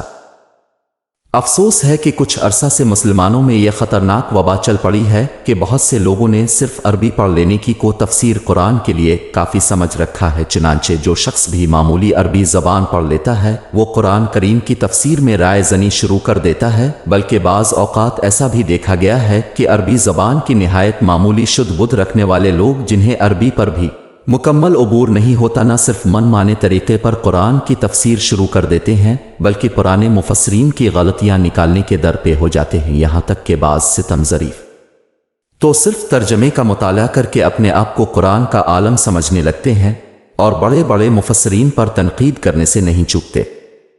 خوب اچھی طرح سمجھ لینا چاہیے کہ یہ انتہائی خطرناک طرز عمل ہے جو دین کے معاملے میں نہایت مہلک گمراہی کی طرف لے جاتا ہے۔ دینوی علوم و فنون کے بارے میں ہر شخص اس بات کو سمجھ سکتا ہے کہ اگر کوئی شخص محض انگریزی زبان سیکھ کر میڈیکل سائنس کی کتابوں کا مطالعہ کر لے تو دنیا کا کوئی صاحب عقل اسے ڈاکٹر تسلیم نہیں کر سکتا اور نہ اپنی جان اس کے حوالے کر سکتا ہے جب تک کہ اس نے کسی میڈیکل کالج میں باقاعدہ تعلیم و تربیت حاصل نہ کی ہو، اس لیے کہ ڈاکٹر بننے کے لیے صرف انگریزی سیکھ لینا کافی نہیں بلکہ باقاعدہ ڈاکٹری کی تعلیم و تربیت حاصل کرنا ضروری ہے۔ اسی طرح کوئی انگریزی انجینئرنگ کی کتابوں کو مطالعہ کر کے انجینئر بننا چاہے تو دنیا کا کوئی بھی باخبر انسان اسے انجینئر تسلیم نہیں کر سکتا۔ اس کے لیے یہ کام صرف انگریزی زبان سیکھنے سے نہیں آ سکتا بلکہ اس کے لیے ماہر استاد کے زیر تربیت رہ کر ان سے باقاعدہ اس فن کو سیکھنا ضروری ہے۔ جب ڈاکٹر اور انجینئر بننے کے لیے یہ کڑی شرائط ضروری ہیں تو آخر قرآن و حدیث کے معاملے میں صرف عربی زبان سیکھ لینا کیسے کافی ہو سکتا ہے؟ زندگی کے ہر شعبے میں ہر شخص اس اصول کو جانتا اور اس پر عمل کرتا ہے کہ ہر علم و فن کے سیکھنے کا ایک خاص طریقہ اور اس کی مخصوص شرائط ہوتی ہیں جنہیں پورا کیے بغیر اس علم فن میں اس کی رائے معتبر نہیں سمجھی جاتی۔ تو آخر قرآن اور سنت اتنے لاوارث کیسے ہو سکتے ہیں کہ ان کی تشریح و تفسیر کے لیے کسی علم و فن کے حاصل کرنے کی ضرورت نہ ہو اور اس معاملہ میں جو شخص چاہے رائے زنی شروع کر دے؟ بعض لوگ کہتے ہیں قرآن کریم نے خود ارشاد فرمایا ہے کہ ترجمہ بلا شبہ ہم نے قرآن کریم کو نصیحت حاصل کرنے کے لیے آسان کر دیا ہے، سورۃ القمر 17۔ اور جب قرآن کریم ایک آسان کتاب ہے تو اس کی تشریح کے لیے کسی لمبے چوڑے علم فن کی ضرورت نہیں، لیکن یہ استدلال ایک شدید مغالطہ ہے جو خود کم فہمی اور سطحیت پر مبنی ہے۔ واقعہ یہ ہے کہ قرآن کریم کی آیات دو قسم کی ہیں، ایک تو وہ آیتیں ہیں جن میں عام نصیحت کی باتیں، سبق آموز واقعات اور عبرت معزت کے مضامین بیان کیے گئے ہیں، مثلا دنیا کی ناپادار، جنت دوزخ کے حالات، خوف خدا اور فکر آخرت پیدا کرنے والی باتیں اور زندگی کے دوسرے سیدھے سادے حقائق۔ اس قسم کی آیتیں بلا شبہ آسان ہیں اور جو شخص بھی عربی زبان سے واقف ہو وہ انہیں سمجھ کر نصیحت حاصل کر سکتا ہے۔ مذکورہ بالا آیت میں اس قسم کی تعلیمات کے بارے میں یہ کہا گیا ہے کہ ان کو ہم نے آسان کر دیا ہے، چنانچہ خود اس آیت میں لفظ المذکر نصیحت کے واسطے اس پر دلالت کر رہا ہے۔ اس کے برخلاف دوسری قسم کی آیتیں وہ ہیں جو احکام و قوانین، عقائد اور علمی مضامین پر مشتمل ہیں۔ اس قسم کی آیتوں کا کما حق سمجھنا اور ان سے احکام و مسائل مستنبط کرنا ہر شخص کا کام نہیں جب تک اسلامی علوم میں بصیرت اور پختگی حاصل نہ ہو۔ یہی وجہ ہے کہ صحابہ کرام رضی اللہ تعالیٰ عنہ کی مادری زبان اگرچہ عربی تھی اور عربی سمجھنے کے لیے انہیں کہیں تعلیم حاصل کرنے کی ضرورت نہیں تھی، لیکن وہ حضرت صلی اللہ علیہ وسلم سے قرآن کریم کی تعلیم حاصل کرنے میں طویل مدتیں صرف کرتے تھے۔ علامہ سعود رحمت اللہ نے امام ابو عبد الرحمن سلمہ رحمت اللہ سے نقل کیا ہے کہ جن حضرات صحابہ رضی اللہ تعالیٰ عنہ نے سرکار دو عالم صلی اللہ علیہ وسلم سے قرآن کریم کی باقاعدہ تعلیم حاصل کی ہے، مثلا حضرت عثمان بن عفان رضی اللہ تعالیٰ عنہ اور عبداللہ بن مسعود رضی اللہ تعالیٰ عنہ وغیرہ، انہوں نے ہمیں بتایا کہ جب وہ حضرت صلی اللہ علیہ وسلم سے قرآن کریم کی آیتیں سیکھتے تو اس وقت تک آگے نہیں بڑھتے تھے جب تک ان آیتوں کے متعلق تمام علمی اور عملی باتوں کا احاطہ نہ کر لیں۔ وہ فرماتے تھے کہ ہم نے قرآن اور علم و عمل ساتھ ساتھ سیکھا ہے۔ الاتقان 2:172۔ چنانچہ موطا امام مالک میں روایت ہے کہ حضرت عبداللہ بن عمر رضی اللہ تعالیٰ عنہ نے صرف سورۃ بقرہ یاد کرنے میں پورے 8 سال صرف کیے، اور مسند احمد میں حضرت انس رضی اللہ تعالیٰ عنہ فرماتے ہیں کہ ہم میں سے جو شخص سورۃ بقرہ اور سورۃ العمران پڑھ لیتا ہماری نگاہوں میں اس کا مرتبہ بہت بلند ہو جاتا تھا۔ الاتقان 2:76-977۔ غور کرنے کی بات یہ ہے کہ یہ حضرات صحابہ رضی اللہ تعالیٰ عنہم جن کی مادری زبان عربی تھی، جو عربی کے شعر و ادب میں مہارت تامہ رکھتے تھے اور جن کو لمبے لمبے قصیدے معمولی توجہ سے ازبر ہو جایا کرتے تھے، انہیں قرآن کریم کو یاد کرنے اور اس کے معنی سمجھنے کے لیے اتنی طویل مدت کی کیا ضرورت تھی کہ 8 سال صرف ایک سورت پڑھنے میں خرچ ہو جائیں۔